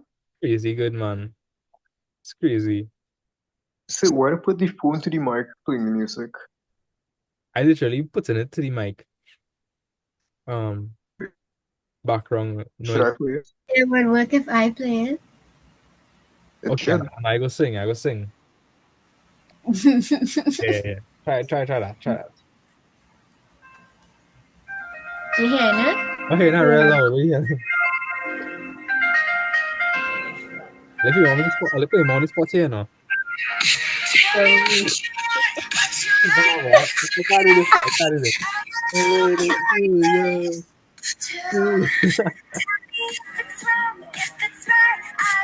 Okay, I don't sing that. That's enough singing for the night. Amazing singing. Yeah, I I'm a know that little song. curious. Come on. Them lyrics kind of risky there. I can't sing that in math class. Amazing song, sir. Tell me what you Amazing. want. It's okay. I don't care. I can keep a secret. Can you? Anyways, let me continue moving. So I recover myself from that, yes. With that being said, I want to later find the inverse function for this. Find the inverse of this. And with that being said, I want you all to find H inverse of 20. Right? So I want you all to find H of x, find the inverse function for x plus 3 over 2x minus 7. Do that for me? Or Amy, what you also need to know for these questions is the domain and your range. So sometimes they could ask you, for what value of x is the function invalid or undefined? You ever see a question like that? Amy and Nicholas, will you ever see a question like that? For what value of Okay. x is the function undefined? That's when you take the denominator and you put it equal to something, like 0. yeah. Because it can't divide by 0. Yes. So that's it. Mhm. So anytime you have a expression that could be written as a rational expression. The range, like the range of x values, would always exclude the value. For x, I would make the denominator 0. So I also have to teach all of that because they could bring that, right? So everybody in class, I want all to find the inverse of h of x and find h inverse of 20, right? Nicholas and Amy, let me find a question for you to do. Are you enjoying things way too much? I need to challenge all you.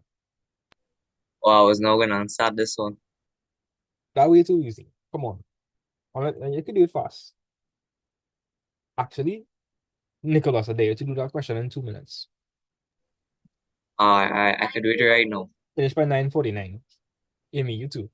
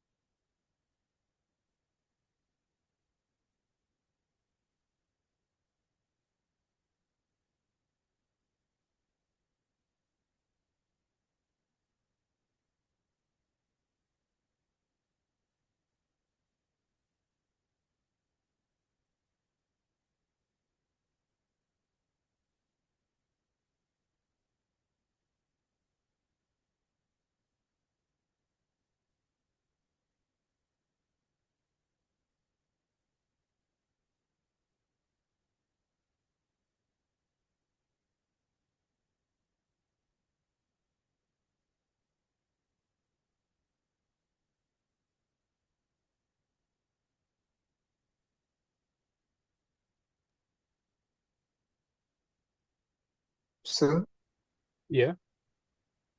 I tried working it out of my head, and I know it might be wrong, but I got 0.69. H inverse of 20. Mm-hmm. Tell you if that's correct. Well, I got 23 over 33.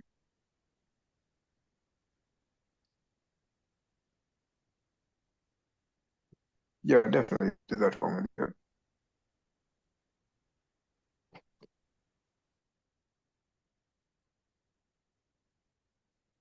No, that's not correct.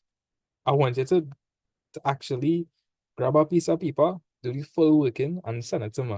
That's all I want you to do for my vid. That's all I want you to do.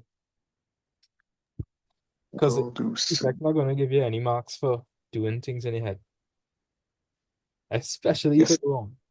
Take your time. Take your time. So you know these steps. First step, let the function be y. You're swapping x and y. If you had a cross multiply, you might have to factorize, find for y. Yeah, just want to tell you all these steps. So try to do it.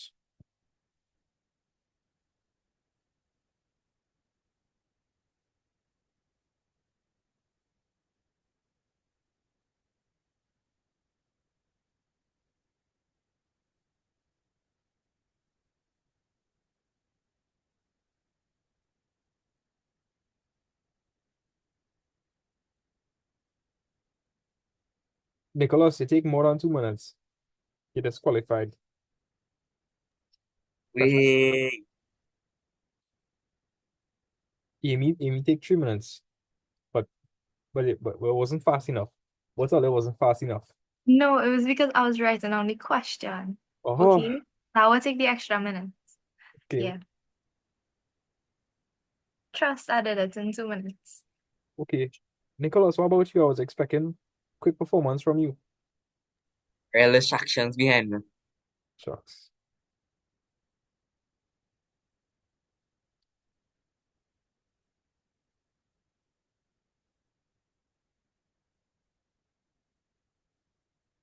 Yeah. So, Amy, what you do there looking correct. Nice. I'm gonna give Alan a question to do. Feel like I'm wasting all the time. Right, I'm gonna give Alan something.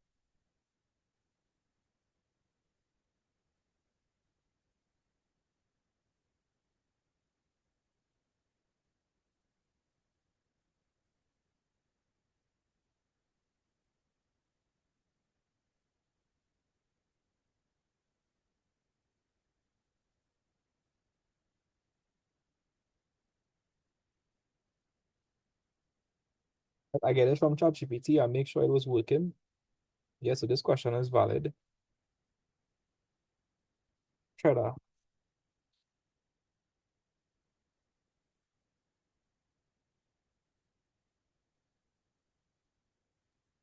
It's wrong, and I don't know where I went wrong. Let me tell you. So you start off with y is equal to x plus 3 over 2x minus 7. You interchange, right? You're supposed to get, yeah, you get 2xy minus 7x is equal to y plus 3. Wait a minute. Aliyah, what we trying to find for? Remind me, what we trying to find for? Why?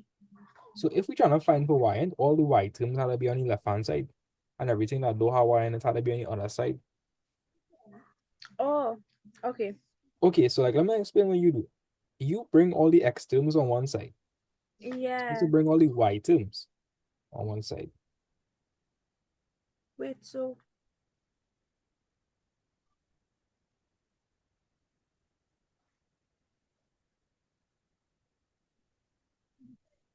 Nicholas, that bed don't have a sheet on it.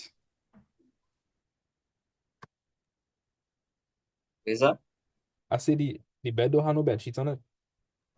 Yeah, that's the bed sheet. Ain't no way that's the bed sheet. That look like a mattress. Nah, that's the bed sheet. Nah, I feel like you lying. Come on, Nah, nah. All you think Nicholas have a bed sheet on that bed or that looking like the mattress?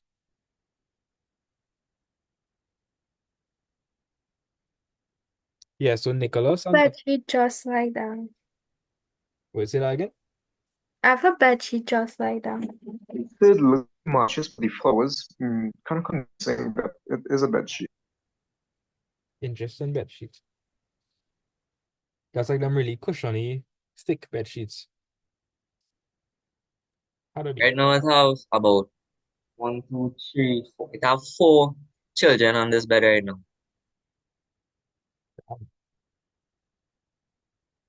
And I'm not hearing any. You doing a good job keeping them quiet. Now, will the laugh? RJ laughing? I'm not hearing anything. No. Uh, yeah, they're doing curves and thing with my rounders. Curves? Yeah, they're working out on thing here. Oh, okay. You showing them how to get the games. Yeah, of course, they had to be like me. Yeah. Right, so Nicholas and Amy tried a question. I still only chat.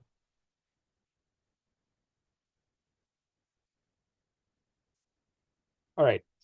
So as soon as I finish with this question, let me know. Immediately after this, we're gonna do composite functions. Then I'm gonna show you how to do the range and domain. And we do a couple questions and that's it. Then we had to do some circle term. We finished at 11 o'clock. Yeah. We need to move a little faster. Here you getting through with the question I have on the screen.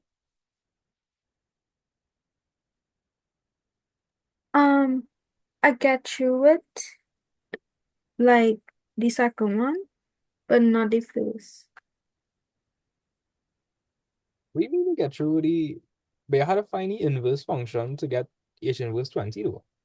I mean, it could always say 20 is equal to x plus 3 over 2x minus 7 and find for x, but still, like, Wait.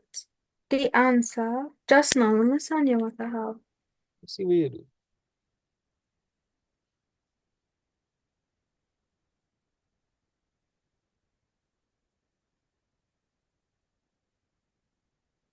Wait, I know what to do now. Just now.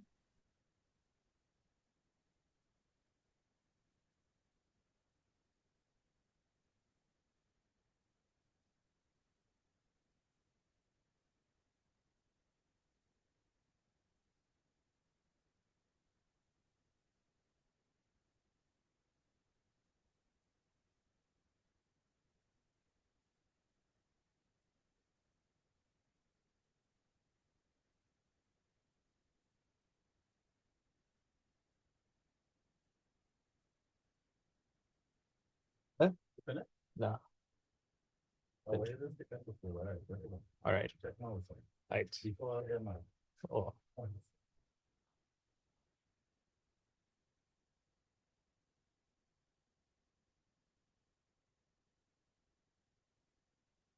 All right. Here you get through. Is somebody working?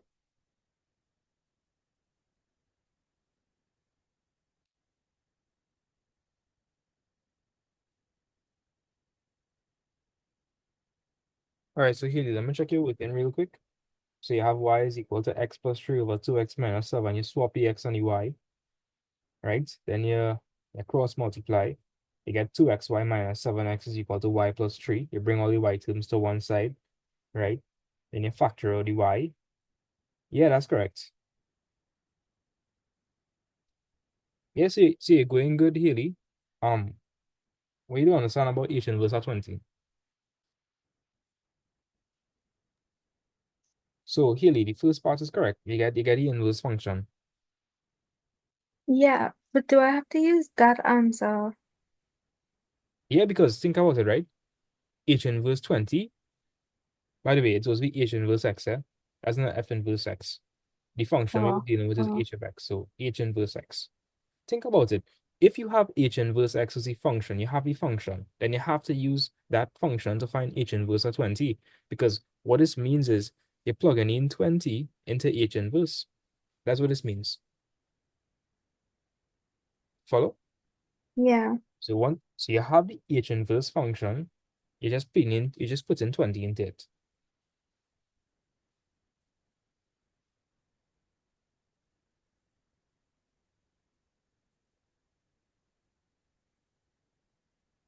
Okay, Leah, that's the correct answer. You have the correct answer there.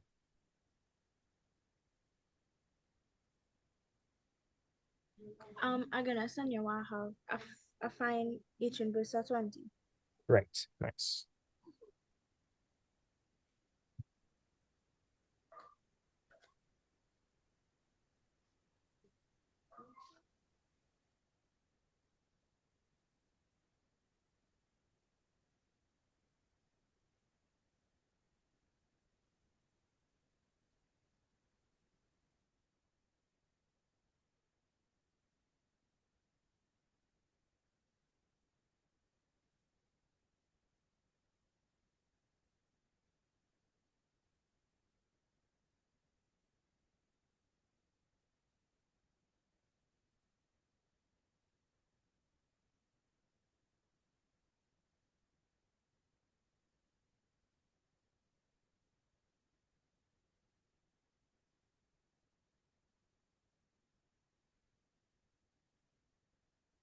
Okay, yeah, Leah, that's the correct answer.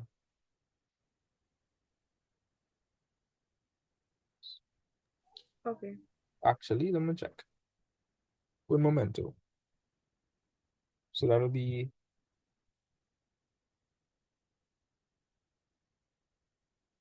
7 by 20 plus 3 all over 2 by 20. Yeah, so Haley, that's the correct answer, but you could simplify it. So that'll be 11 over 6 if you simplify it. 11 over 3. But great job, Haley. Right? So I'm just gonna do this question fast on the board for anybody that don't understand. Pay attention, and after that, we're gonna move on to composite functions. Composite functions is so easy, it's crazy. You'll be fine. We nearly finished with functions. Right. So, Aliyah, I'm gonna call upon you to help me with this question. Right? So Aliyah, run me through these steps real fast. If I want to find the inverse function for this, what do I do? Let h of x equal y.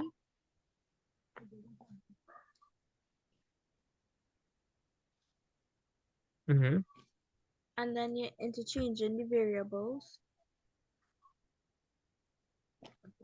Right.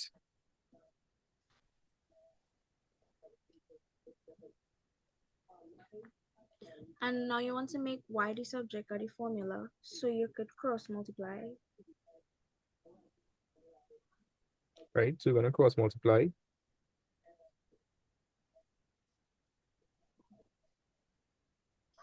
What next? You get 2xy minus 7x equals to y plus 3. And you look for the variable which is common, and on Variable your which is common. What was the main thing we're looking for? What we're trying to find? you're trying to find for y. So Correct. you could, well, you factor out the x on the No, left hand. no. You No, the don't y, sorry, the y. be Okay, careful. wait. Be careful. You put all your y on one side. Yeah, So 2xy minus y right. is equal to 3 plus 7x. Correct. So what next? So you see, now I have all the y terms here. Now I can actually do what I want to do. Just pull out the y. Yeah. So it'll be y open brackets 2x minus 1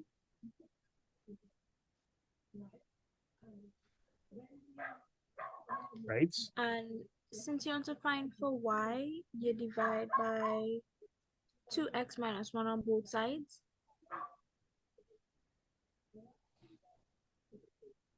Right. So you'll cancel off. So y is equal to 3 plus 7x over 2x minus 1.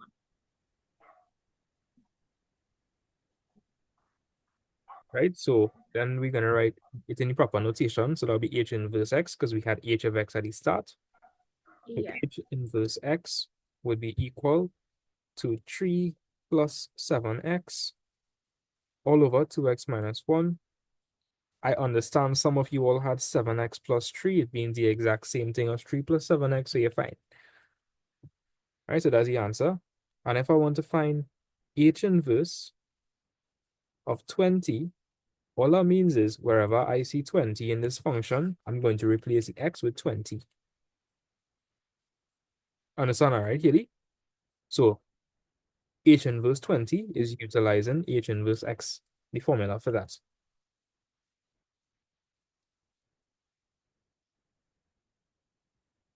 Right, so and you would get 11 over 3 as the final answer. Yeah, that's it. Now, again, I have a question, right? Let me ask a question. When you find h inverse at 20, I'm finding for the y value or the x value? What am I finding for? Could somebody tell me? Aliyah, when I find h inverse at 20, am I finding for the y value or the x value? What am I finding for? You find it for the, wait, when you find for h inverse, Yeah, whenever you find for h inverse, are you finding the x value or the y value? Are you finding for the input or the output? you're finding for the output. No, No, again, the input. Sorry, yeah, the input. because the regular function, you put in an input, you get the output. The inverse Yeah. function is the opposite. You put in the output is x or y. The output is Right. y. So what this is saying, what this means, so we need to be able to interpret this, right? What that means is this means y is equal to 20 when x is equal to 11 over 3. You need to understand what you're doing. Right? Remember, guys, the inverse function finds for the input. Finds for the input. And the input is x, given the output, which is y. So, Haley, can you recognize that 20 is actually a y value?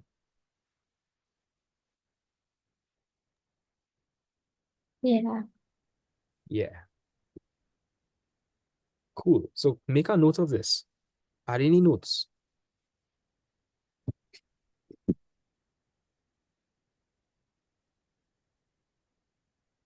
Take note of that. As soon as you have that copy down, let me know. We're going to move on to composite functions.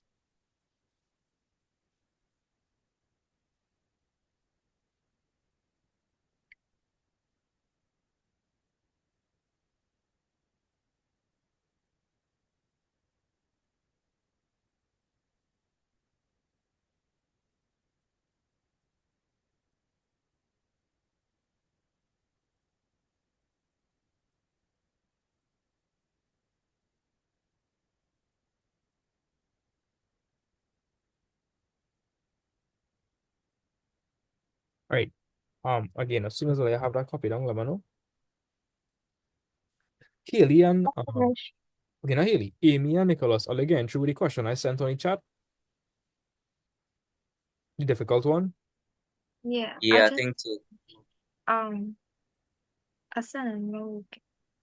Right. Okay. So before we move on to composite functions, I just want to make a side note.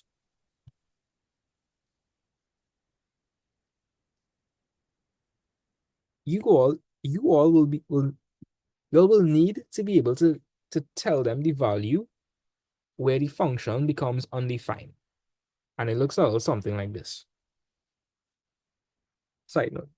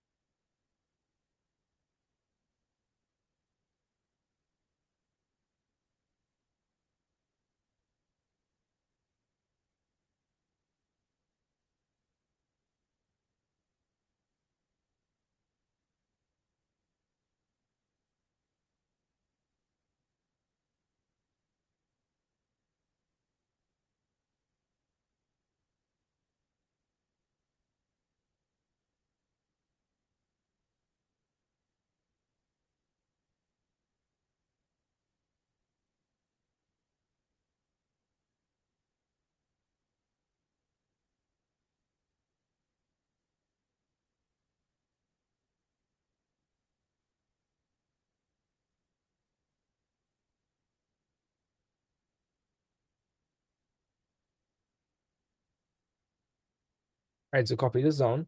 I'm gonna give a couple of examples of what I mean.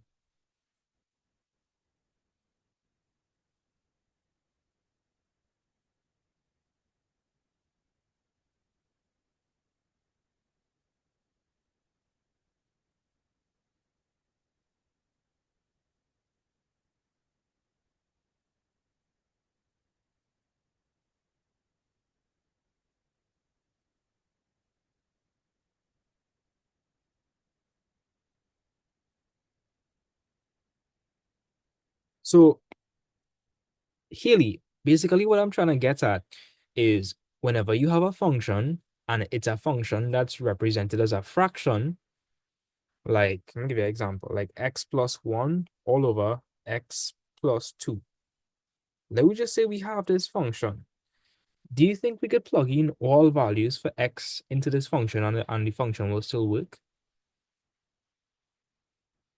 Yeah. No. All right, to read this.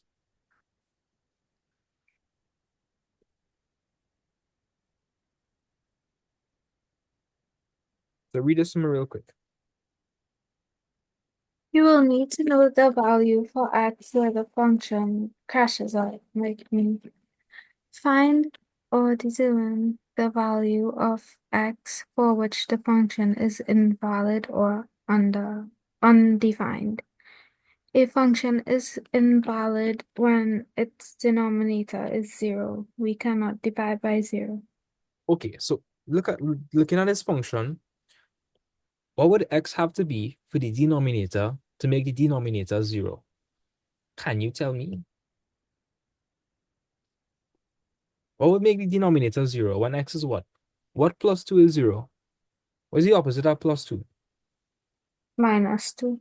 Right, so when x is minus 2, the function is invalid. So you can't, x minus 2 can't be part of the solution. In other words, x minus 2 cannot be part of the domain. So I'm trying to say. So, Haley, the reason why is because if you plug in x is minus 2, you're going to get minus 2 plus 2 is 0. So you're going to end up with 0 minus 1 over 0. And you can't divide by 0. You could try it. Go in the calculator and put minus 1 divided by 0. Math error. Yeah, you're blowing up the function. Can't do that.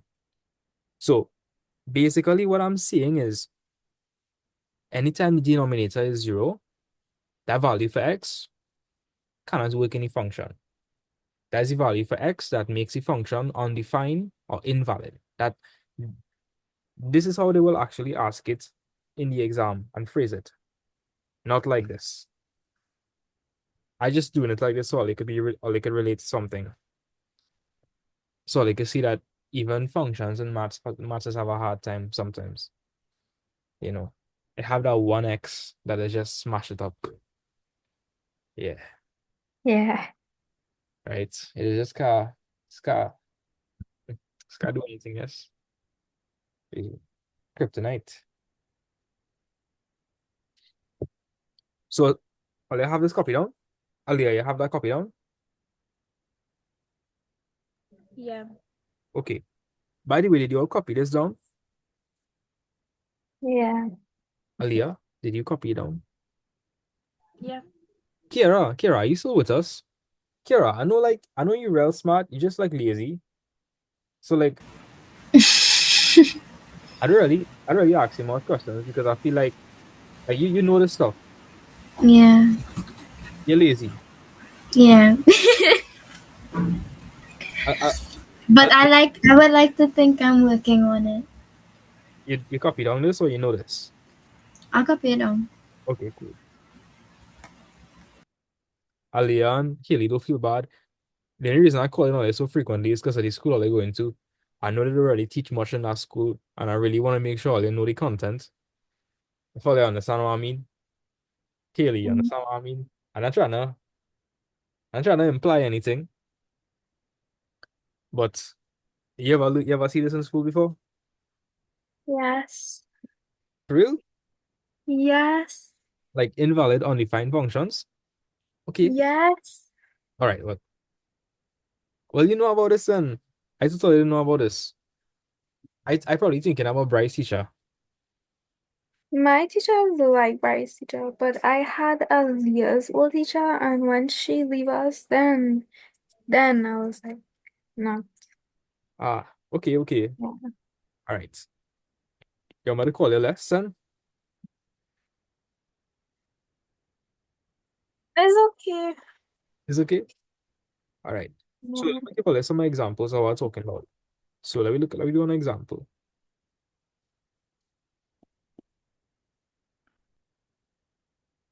Given the function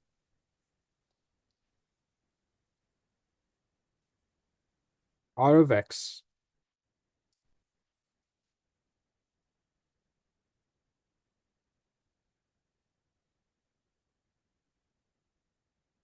find the value for x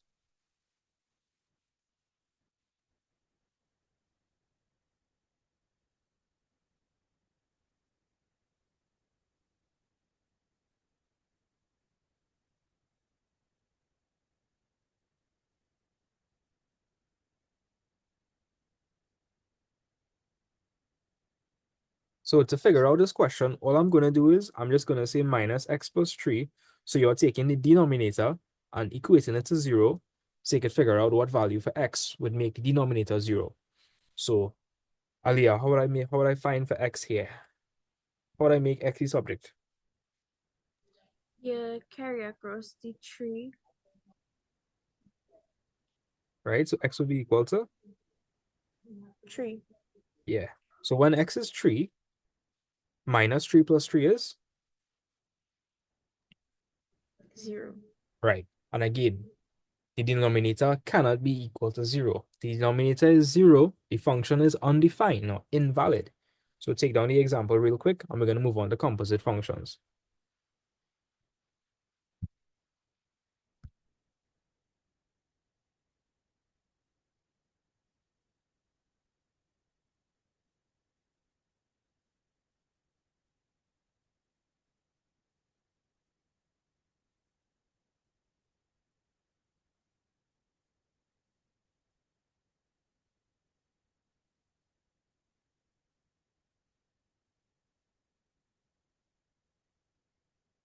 So if you all were to make a range, you all would need to say that x cannot be equal to 3. See if I can show you what I'm talking about.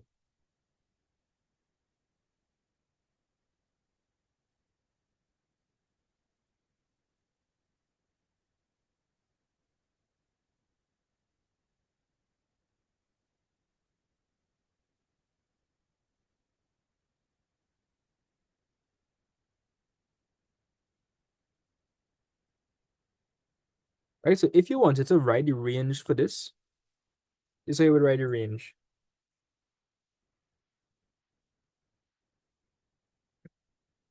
So anytime you have a rational, we call this, anytime you have a fractional function, we call it a rational function. So this over here is an example of a rational function. And for rational functions, you could define your range as this. So you would say,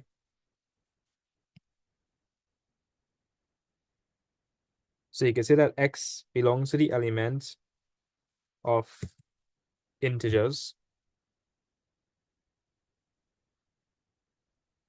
right? But x cannot be equal to 3. So that's how you would define your range for that function. And they could probably ask as well. They could ask you to define your range for the function. Here, you know what integer is, right? Yeah. So like our integer could be any number. Any number. Yeah. Right? So what this is saying? This is saying that this function is valid. The range is valid for all elements of integers except 3. So that's your range. So as soon as I have this copy, I'm gonna know.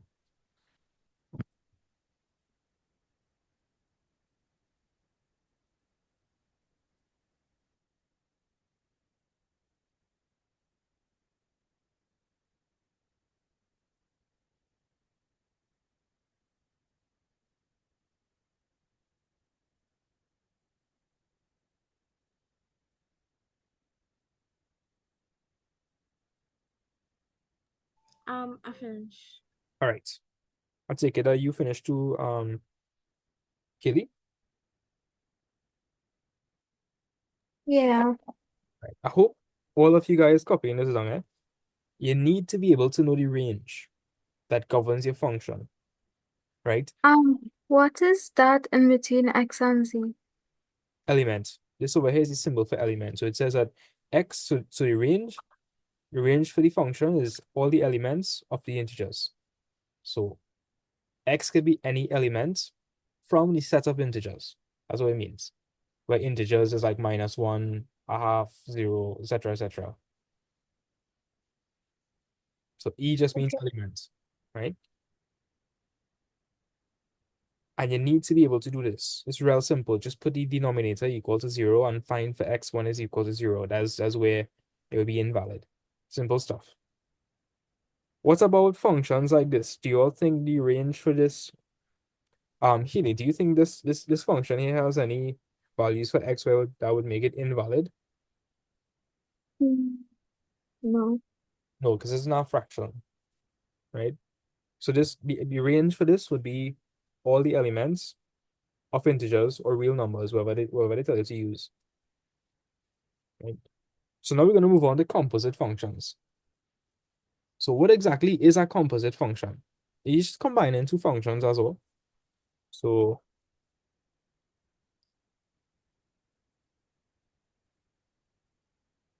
composite functions. Aliyah, if I ask you to do f of 5, and you'd be able to do that really simply, you would say 3 of 5 minus 1, right?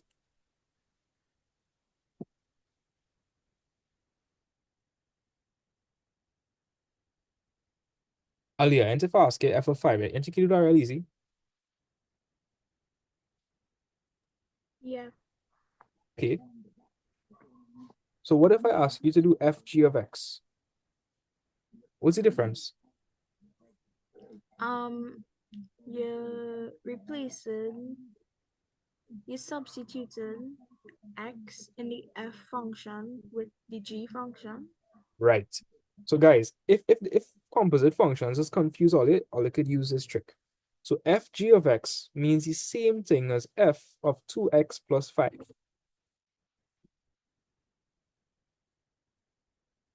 That's what fg of x means.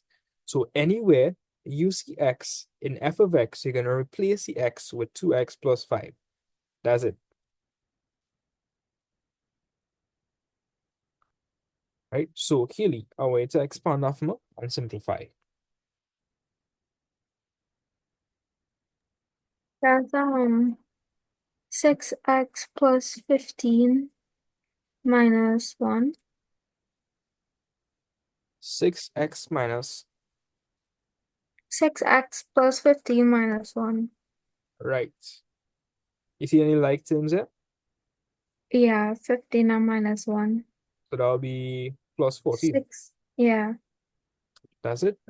So, guys, if composite functions is something that's confused earlier, just do our shown here, and it'll make sense. So g of x is 2x plus 5. So write it as f of 2x plus 5, and you'd immediately be able to see it. So anyway you see x, you're just going to replace it with what was inside the brackets. That's it. So Keely, this is real simple, right? Yeah. Okay, copy down the example, and I'll give all you a harder one. Easy stuff. Easy stuff.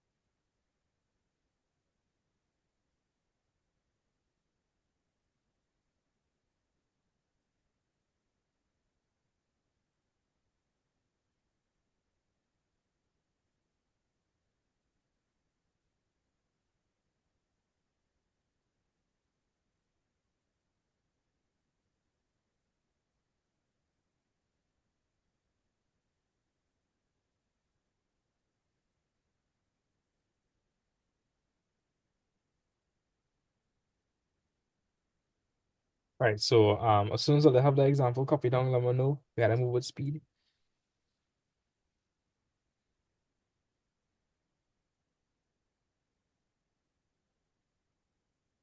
Finish. Okay, cool. So we have that.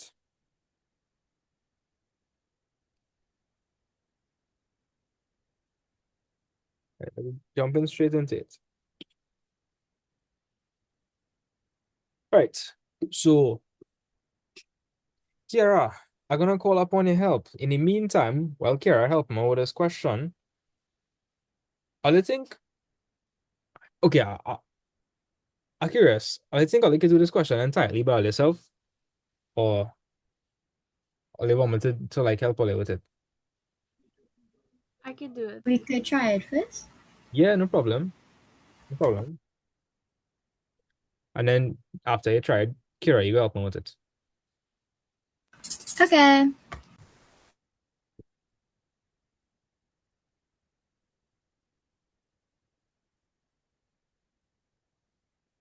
Right, I'm coming back.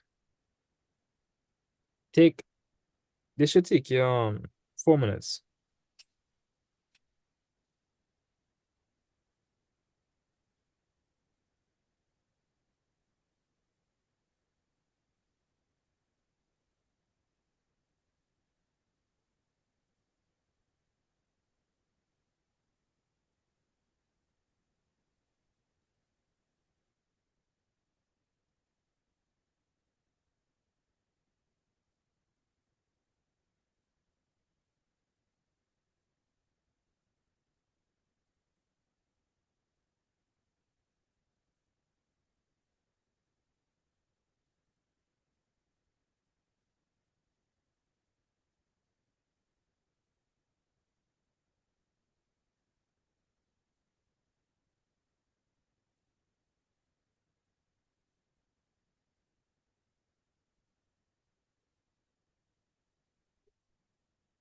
Thank you.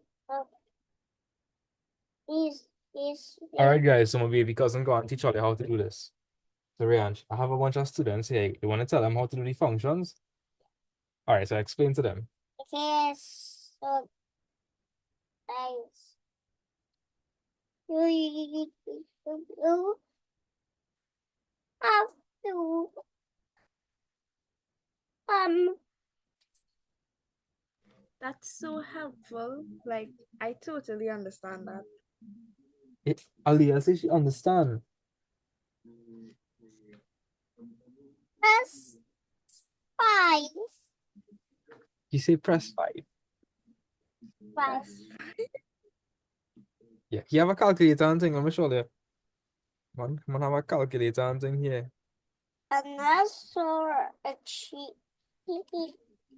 if want to. Right, so tell them how to get full marks in maths. So also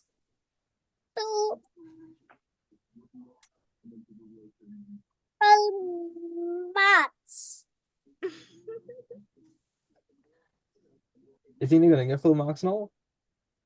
Yeah. Okay, well tell them bye bye. Bye. Bye. Bye bye.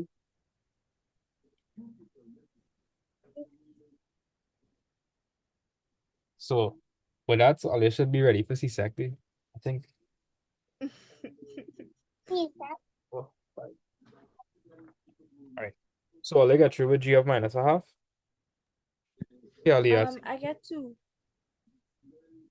I'm gonna tell her if that's correct. For G of minus a half, you get 2. Mm, What? no. I thought you were talking about FG of minus a half. Wait, take a second.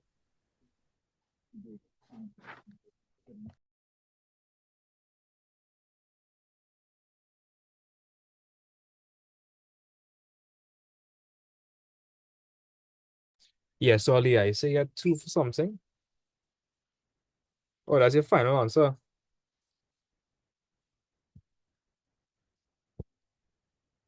So G of minus a half, right? That's a quarter. FG of minus a half. That is 3 to a quarter. 2 a quarter is a half plus 3 or 2, 2, right? Yeah, Aliyah, everything looking good so far. So yeah, that's good. That's what we want. I'll wait until everybody else. So I find everybody taking real long. Minus Aliyah.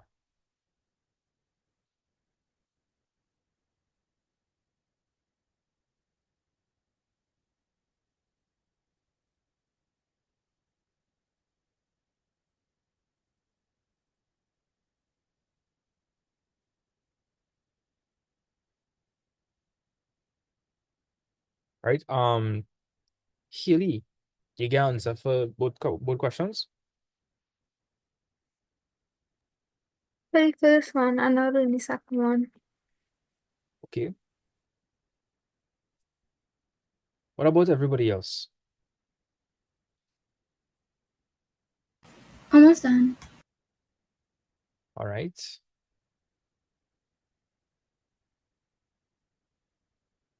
So what did you all get for the first question? G of minus a half.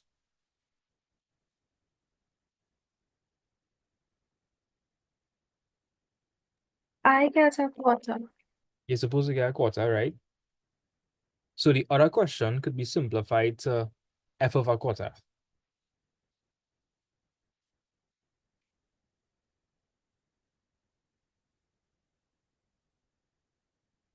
All right. Amy and Nicholas are gonna check all this Sunday for the difficult question.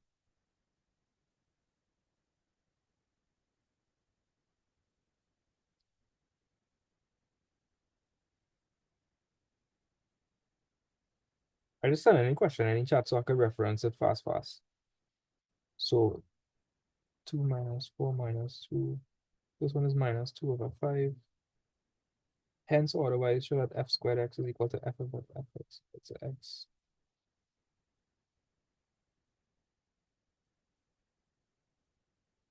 Right, so Amy, you got the first two correct. Part C, use your result in B to deduce a general form rule for f of nx. General rule. So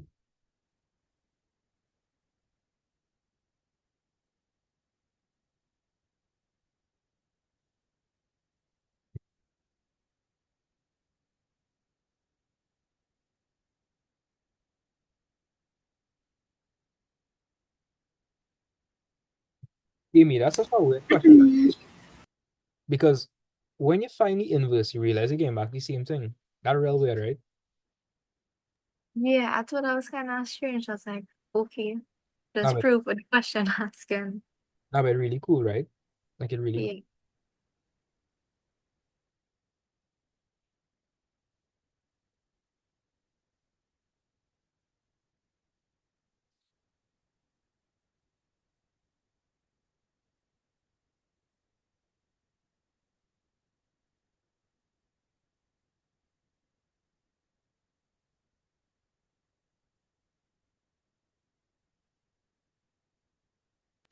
Did you finish?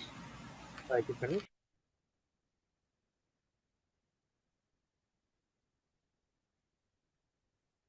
I'm gonna check all it working. All right, Haley, that's good. Yeah. So Haley, you have it. I presume everybody have it, right? So I'm gonna do the question on your board. So the first question is very, very simple. No tricks or anything. That would just be minus a half all squared. Minus a half and minus a half is a quarter. Um, Haley, I want to draw your attention to something. F g of minus a half. So Haley, what is g of minus a half? 4. So another way I could write that is f of 4. Because then g of minus a half, wait, sorry. That's a quarter. Because then g of minus a half is a quarter. Yeah. So I could also do that to make the expression look simpler. And that would be equal to 3 over 2. But if you don't need this intermittent step to help you, you could just skip it out. But that's for you to see it. Right? So that'll be a half plus 1 is 3 over 2. 2 is supposed to get 2. That's 3 over. Yeah. I trust that everybody got a quarter on 2. Okay.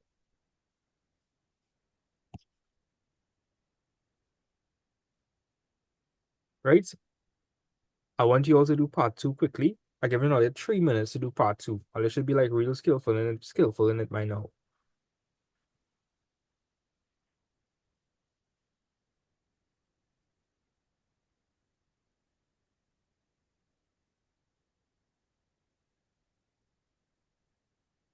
Yeah, write an expression in x for f inverse x. So I want you all to find f inverse x. I give you only precisely 3 minutes to do that. Take 3 minutes to do that, no longer. Yeah, so fast, fast, fast. Haley, Aliyah, Kiara. Do that for me quickly.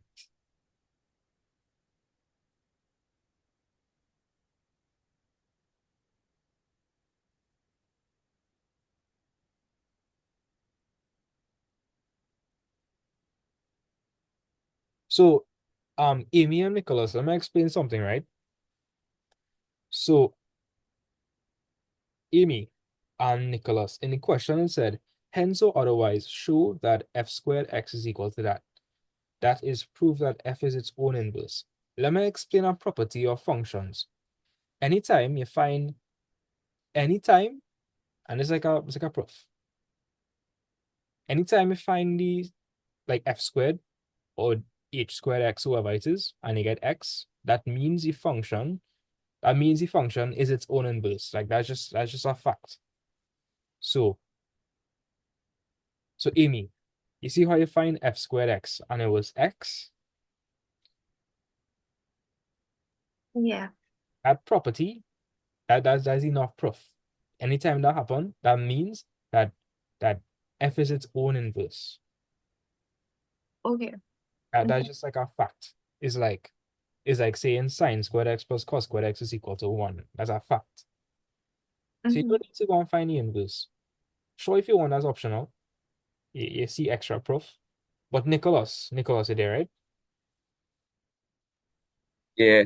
Nicholas, what I'm saying is anytime if you find a composite function of a function like h squared x, g squared x, whatever, once it's equal to x, that's proof that the function is its own inverse automatically, right? Automatically. Yeah. Yeah. Right? So for F 2025 4 is supposed to get minus 2/5. I'll get minus 2/5 for that.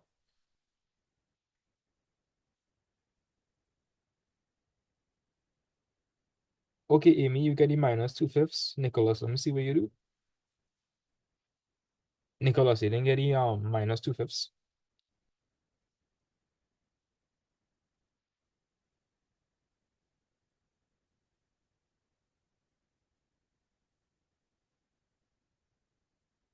You didn't plug it in. What was that? Yeah, say if you did plug it in, you'd get the minus 2/5. Right? Like if you did plug in 4 into f of x, you'd get the minus 2/5. Yeah, I do that. Unless you need the minus 2/5 for part D. Oh, for part B or nah. Yeah. But excellent job, guys. Excellent job.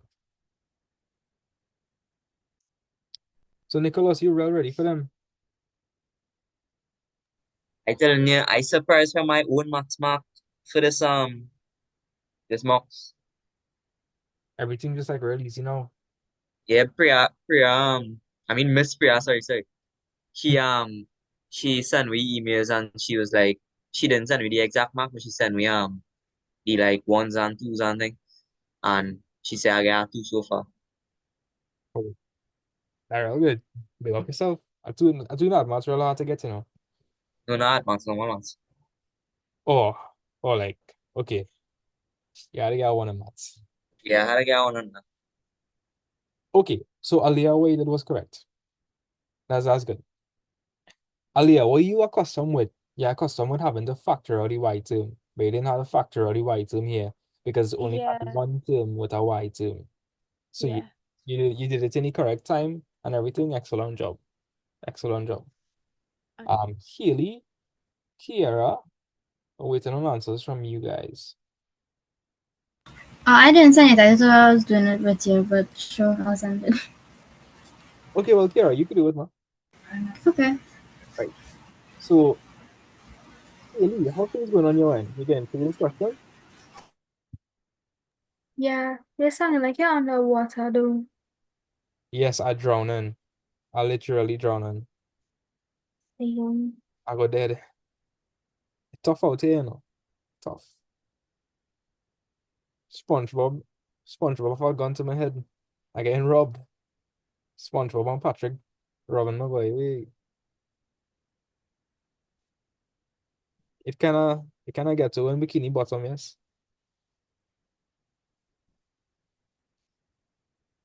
Okay, I come back on land. I'm not drawing anymore. You hear me fine? Yeah. Okay, cool, cool. I good. I got rough up by SpongeBob a little bit there. All right. So Haley, you got through with this question? Yeah. Just now. Ah, it should have been easy because you didn't have to do no factorization and thing. Wow. You didn't have to do no factorization for this question. But I did Somebody working. just now. I'm not finished. Almost there, like last line.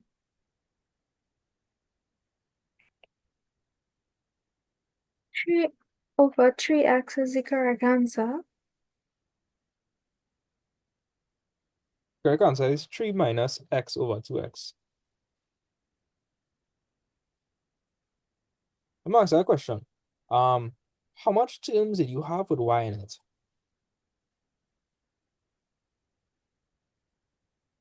Like after you cross One. multiply and thing. One.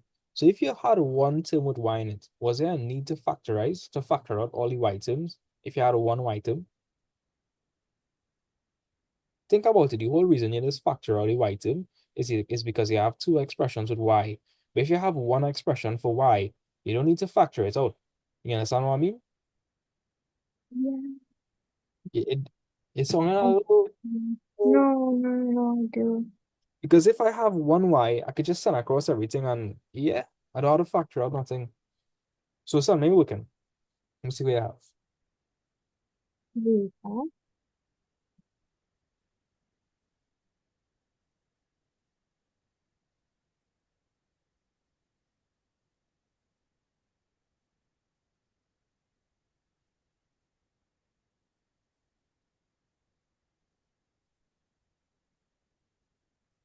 I'm looking wrong though, but I still sounding like What? That's okay. I want you to understand why you're working wrong. That's the main thing. Understanding why they're working wrong.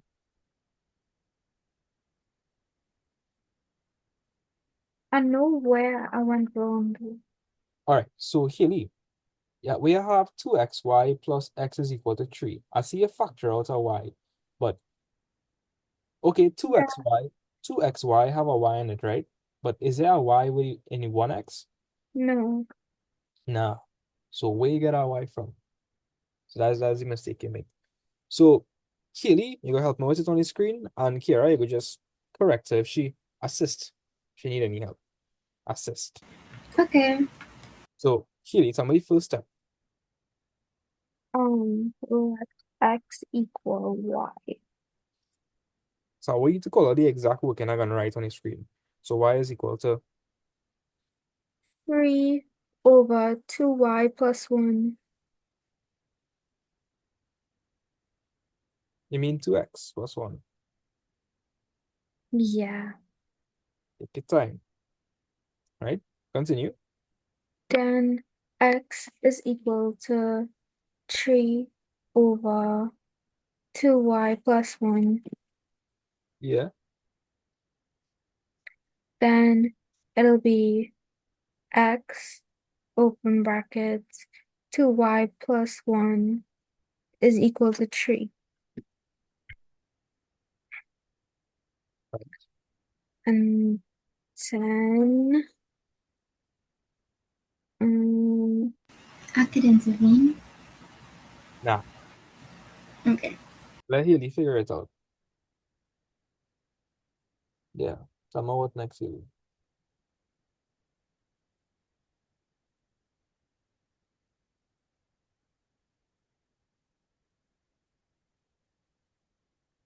you could do 2xy plus x is equal to 3. You could do that. Yeah, that's exactly it. That's literally what you have to do. Right? Distributive law, x by 2y, x by 1. So 2xy, yeah, 2xy, Plus x is equal to 3. right? What next? I want you to Mhm. locate all the terms that have y in it.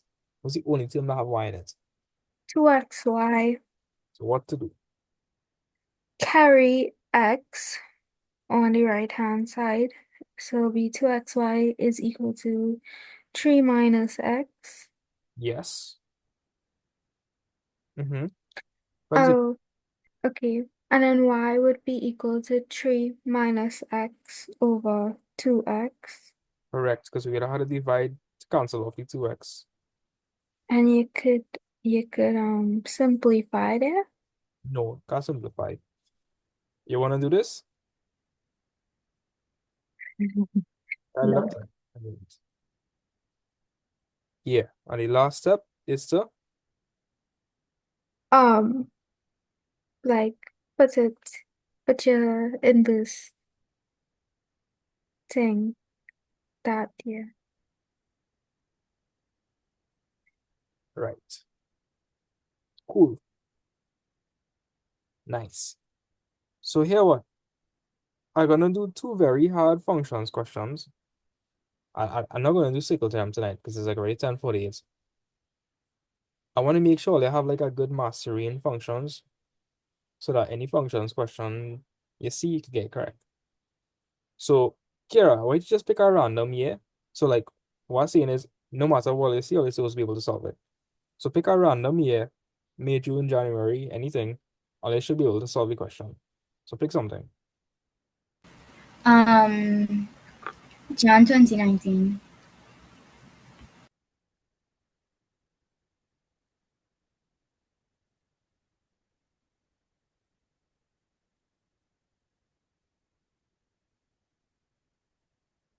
It's a nice question there. So we have that question for functions. It's a nice question because the other day we do quadratics. Cool. Are there any other functions questions here? Yep, I have this one as well. This was a nice year, boy. This is like a hard maths paper. Aliyah, no joke. In 2024 hard maths, you had to do this question. I don't know what you're doing in maths though. Why maths and add maths? I don't know what you're doing both, so you should be fine, right? Yeah. Right. So I should know how to answer this first question because we did it today, right? So question 4A part 1. Somebody tell me the answer fast. Drop the answer. Read the question and tell me the answer. Anybody? X is equal to 5. Yeah, because when x is 5, what would happen? Um, What would happen when x is 5? the denominator would be 0. And we can't do what? You can't divide By 0. Can't by do 0. It right? would So be invalid. yeah.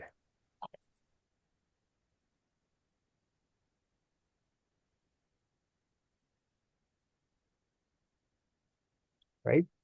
So the value for x for which the function is invalid is 5. And if you wanted to be real extra, you could have include a range.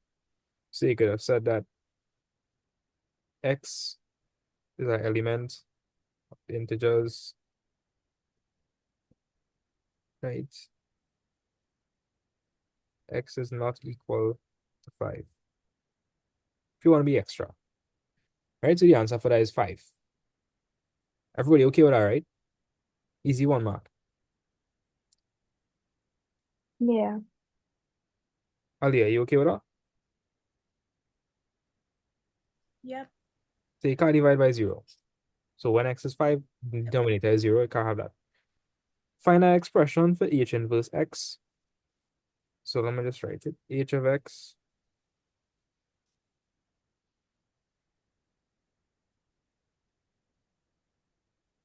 yeah, so find an expression for h inverse x.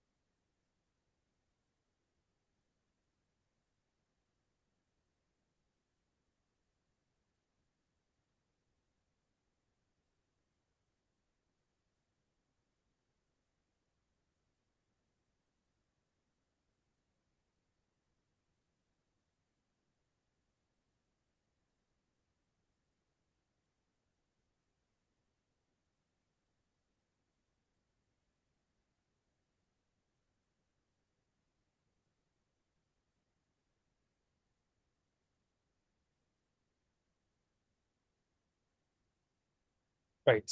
I'll again through it part two. Find an expression for h inverse x.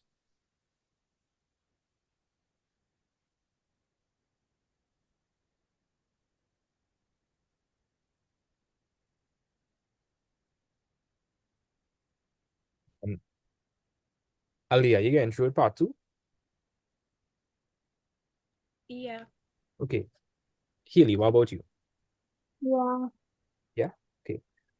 Amy and Nicholas, are they thinking have anything in functions or they don't understand? Like, I mean, like, are they elite, but like, have anything or they don't understand? Anything at all? Well, yeah. Say that again? However, like, Okay, I can't hear you at all. I can't, not hearing you. Not hearing you. yeah, no? Yeah, hearing you. Yeah, I say, whatever, I wasn't too sure about it clear when I was doing the questions.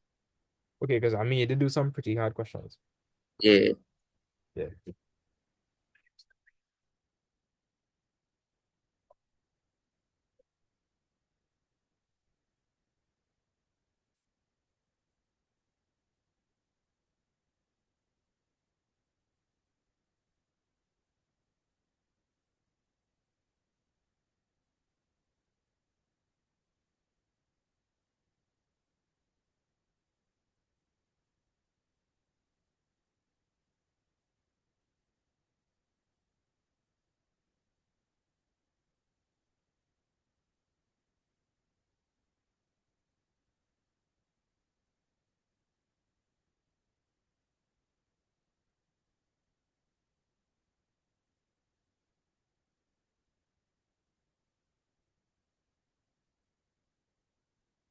Right, so I'm awaiting answers.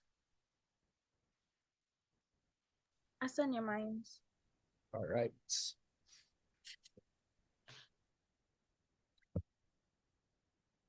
Let's see.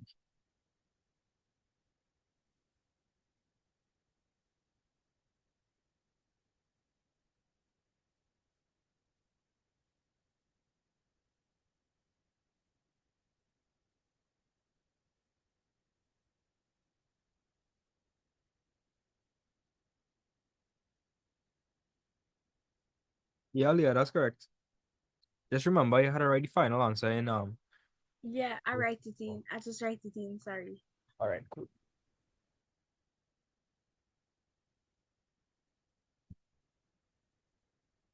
Aliyah, I find you looking real fast, boy. That's good. That's good. Yeah. All right. Kira, you know how to do part two?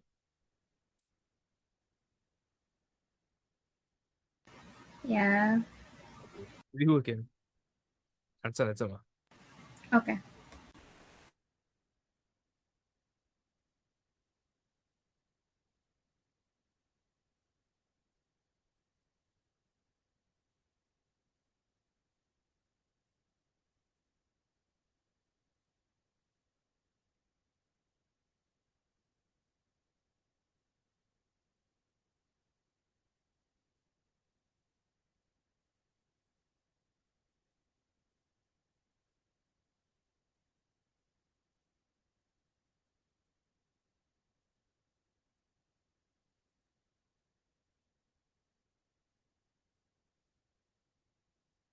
Right? So Haley, I'm waiting on the answer. I'm waiting on an answer from you. I want to make sure you know how to do this really good.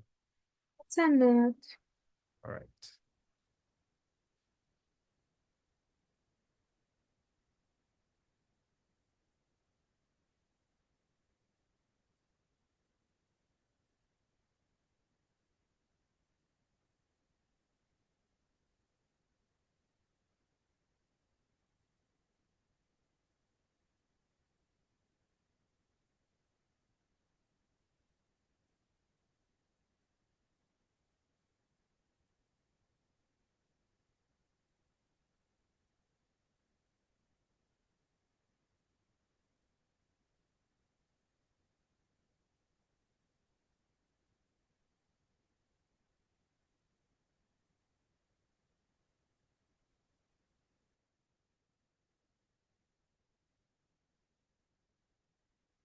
Right, Haley, let me check what you do. So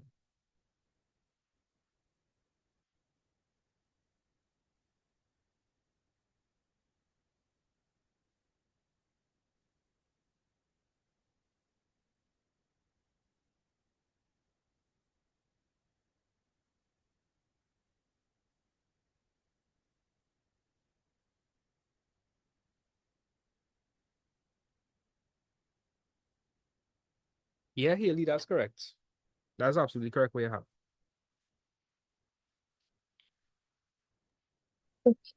Right, so Kira, let me do the working on the board here. Right, so tell me what to do. Okay.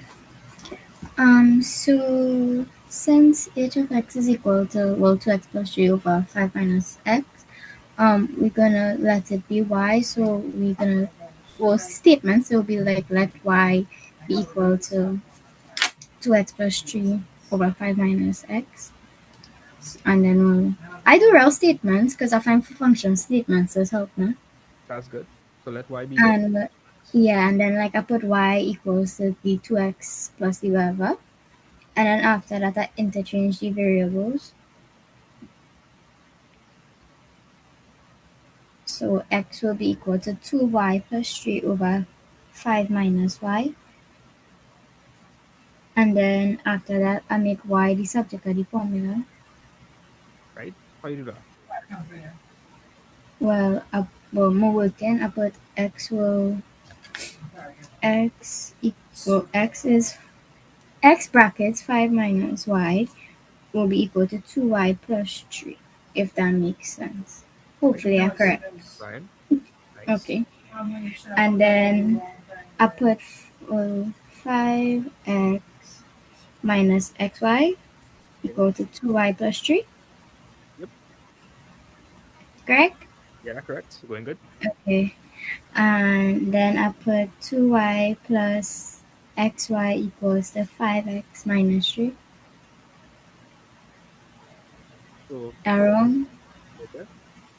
So you're saying, tell me what you're saying. You're saying So I put in like 2y minus x, no, plus 2y plus.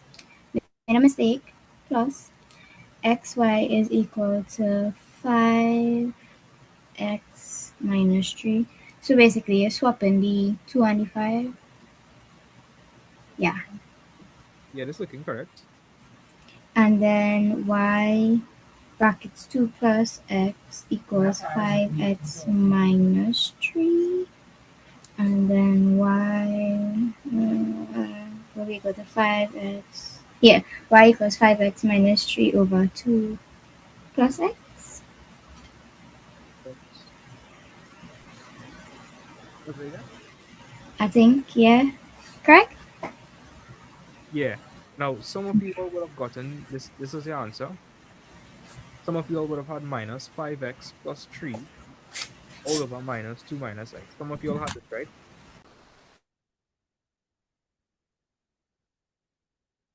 If you all had this instead, let me know. I did. No, both answers mean the exact same thing. They mean the exact same thing. So either answer is correct. Let me show you something. If I factor out the negative on the top and the bottom, I'll get the same answer. So if I factor out the negative from the top, that'll be 5x minus 3.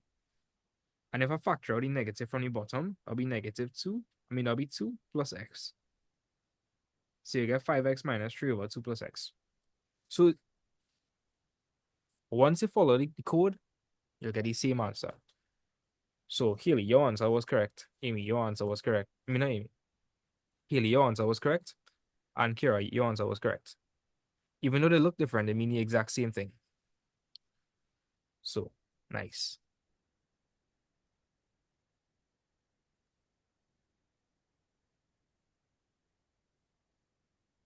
All right. So, let me see what went on here. So we had this question here. This was our functions question. Let me do this too. So who want to help me with this question? I remember somebody in class had trouble with this exact same question and finding the gradient and thing. I remember who it was.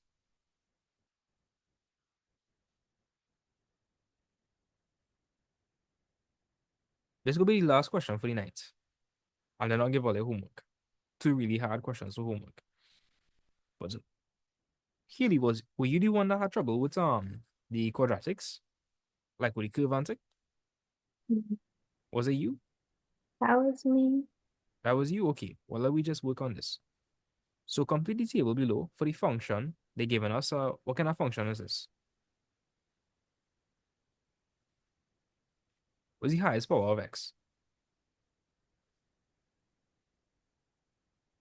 Squared? 2. So squared. Anytime the highest power is 2, what kind of expression is it? Quadratic. Quadratic. If we look at it, Quadratic. right? Quadratic. If we look at the coefficient of x squared, what would that be? What is negative x squared? Was the number in front of the x squared? -1. Yes, -1. If you're negative, you're happy or you're sad. Yes, sad. So we're expecting a graph that would look like that, a maximum. That's how you determine it. If you Oh, look at I if you watch a video. on TikTok, say get a reference. Yeah. Yes. Right? Anytime the coefficient is negative, it means a sad face, right? So that's a maximum. Cool. So we could use that. And they want me to finish the table. So I need to fill out the other values for f of x. So they're giving me x is -2. Kira, how could I figure out f of -2? What am I going to use to figure out that?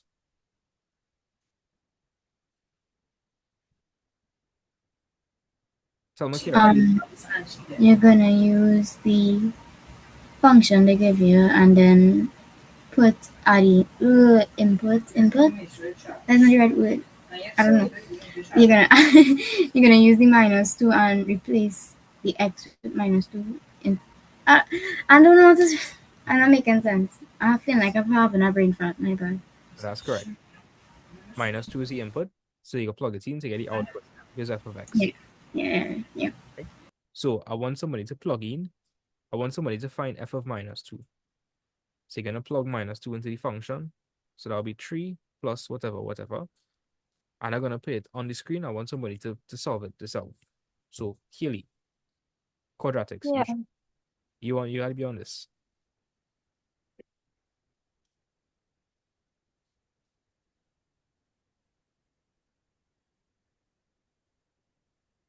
If I rearrange it, it'll do anything.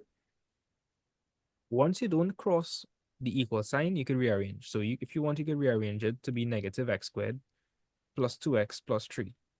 Okay. You can't change the signs. This is negative. No matter where you put it, it has to be negative. These other two are positive. No matter where you move it, it has to be positive. It's only when you go across the equal sign does the sign change, does the arithmetic change. Once you're still on the same side, you could shift around anything. But you don't have to. You really don't. So Haley, well, I'm gonna answer again for f of -2.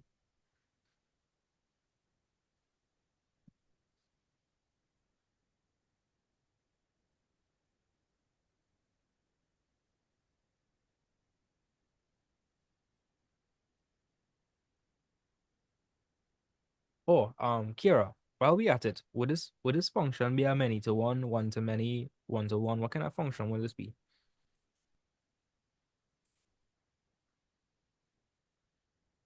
I feel like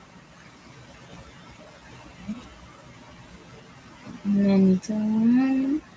Yeah, because many values for x giving you the same answer for y. Notice, what values for x giving me a y value of 0?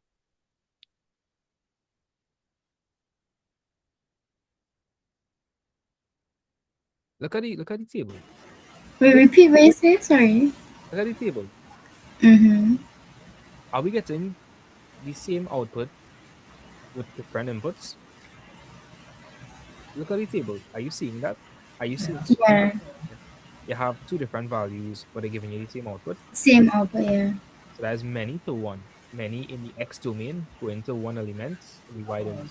So like minus Yeah. 1 and 3, right? Keely, back to you. Did you get f of minus 2? No, wait. So to do f of minus 2, if anyway you see X, just plug in it in. So I would say, so I would do f of minus 2, that would be equal to 3 plus 2, open bracket, minus 2, close bracket, minus open bracket, minus 2, close bracket, squared. Anytime you deal with negative numbers, put your bracket. This is where you need to put into the calculator.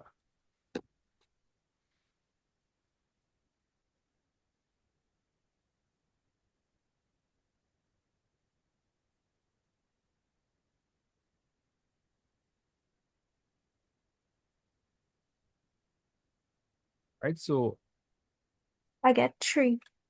you get 3. Yeah. Let me just confirm that.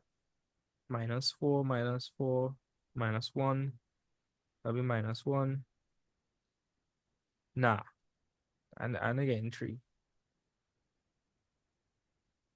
You plug in this exact same thing. Yeah. Oh, wait. If you don't put brackets, it wouldn't work out, eh? No, I put minus instead of add. Oh, I so get -5. yeah, it's supposed to be -5. Right? I want you to do this one for me here. When X is 2.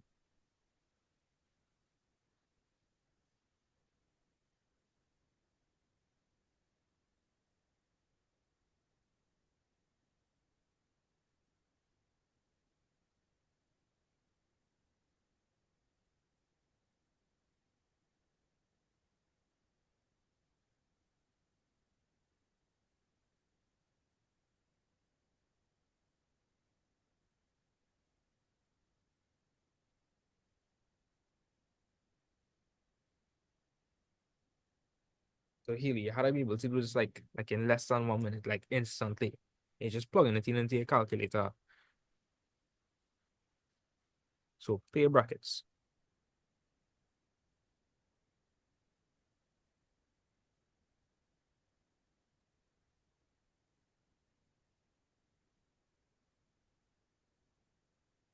Healy, you there? Yeah. Yeah.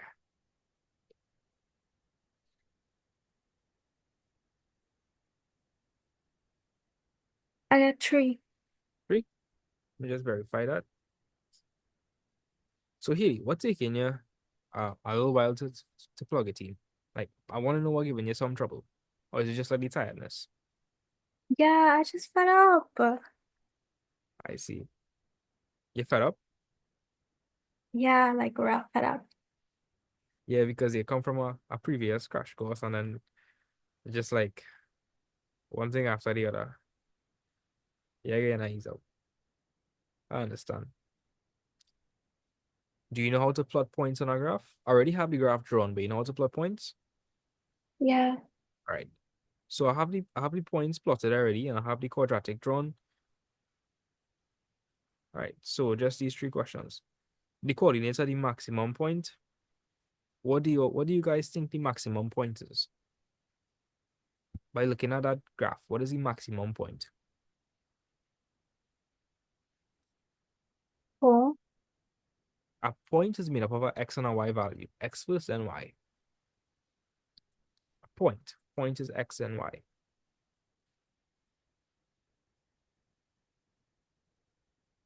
So let me give you an example. Like this point over here, this would be 2, 3. So you need to. So obviously this over here is the maximum point. But what was the coordinates for that? 1, 4. Yeah, 1, 4. Right. 1, 4.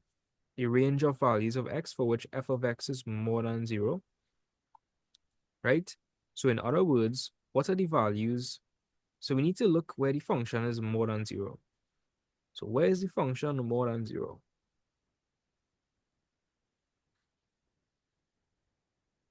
AdMath students, all you should know this.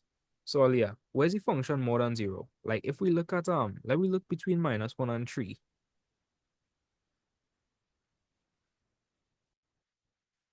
between -1 and 3, are the values positive? Like if we say, Yeah.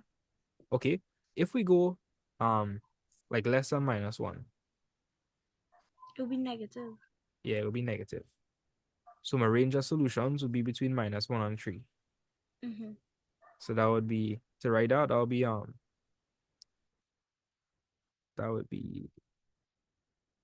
-1 less than x less than 3. Anytime you want to say that the solution is in between two values, you use this notation. So a is less than x is less than b. Between two values, right? And now we need to do the gradient of f of x at x is equal to 1. So, Keely, this is the last one. I remember you was the one that was telling me you had some trouble with gradient. So let me get this correct and finish off for the night. So the gradient of f of x at x is equal to 1. So, Keely, is this at x is equal to 1? Where is x is equal to 1?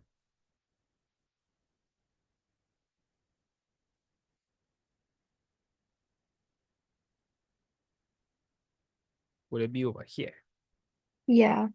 right? So at x is equal to 1, we need to figure out what the gradient is. Yes. At this point, does it look like it's steep or the gradient is flat? Or what do you say? Imagine Steep. you find so imagine if you was driving up this hill. If you reach on top, would it be steep or would it be flat? Flat. Flat. So at x is equal to 1,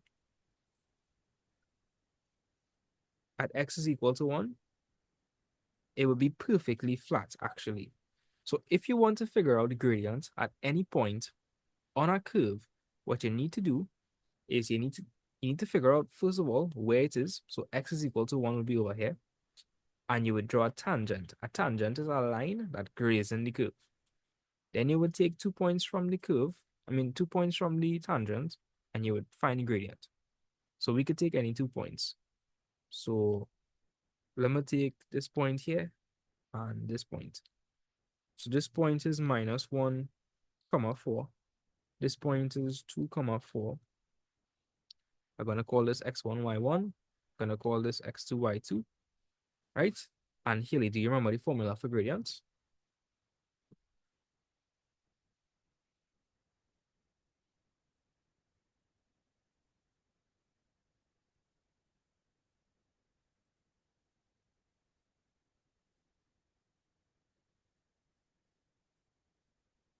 Aliyah, do you remember the formula for gradients?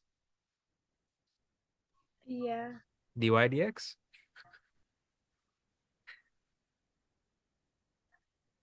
Bringing back trauma there.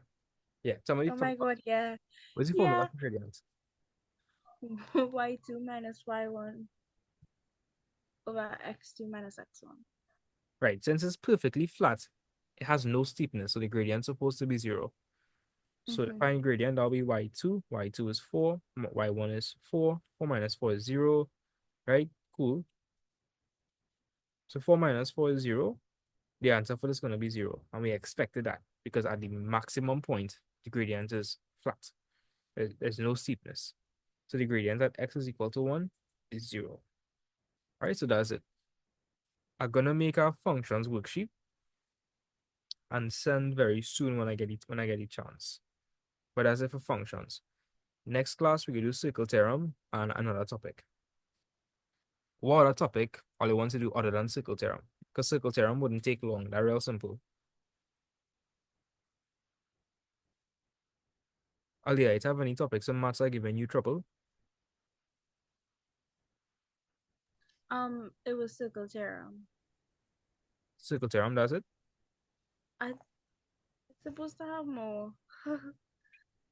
All right. Um, Theorem. What about lines? Are you okay with lines? Like for in geometry?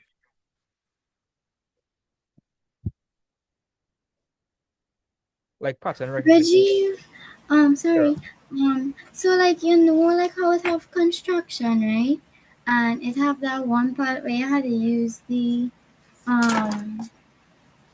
geometry set thingy thing, where you just put the pencil on, then you had to draw the lines, and then use it to make a triangle. That's the hardest thing for me to show you guys because of the virtual There is. nature. Cause of online, like I watching all the YouTube videos, and everybody saying is a in-person topic, and like that's the only part like I understand like how to do the All right, here what? other parts of the question. I just don't know how to do that part because it confuses me sometimes. Here what, guys?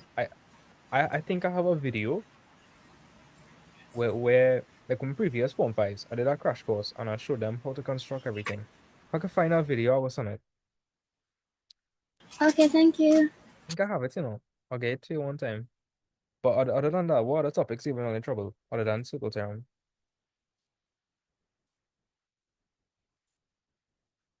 Are they okay with pattern recognition?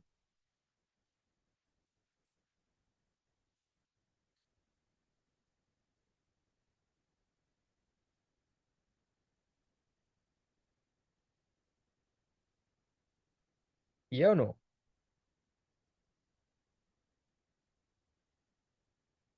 I'm not hearing anybody, so I'm not sure. Kinda too. For Video, the most part, you okay with that? but just like the formula that you have to write at the end, I just don't seem to remember it every time. So Okay.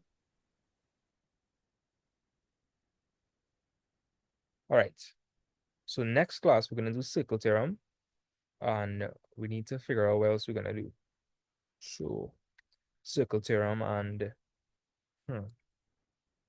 circle theorem and what the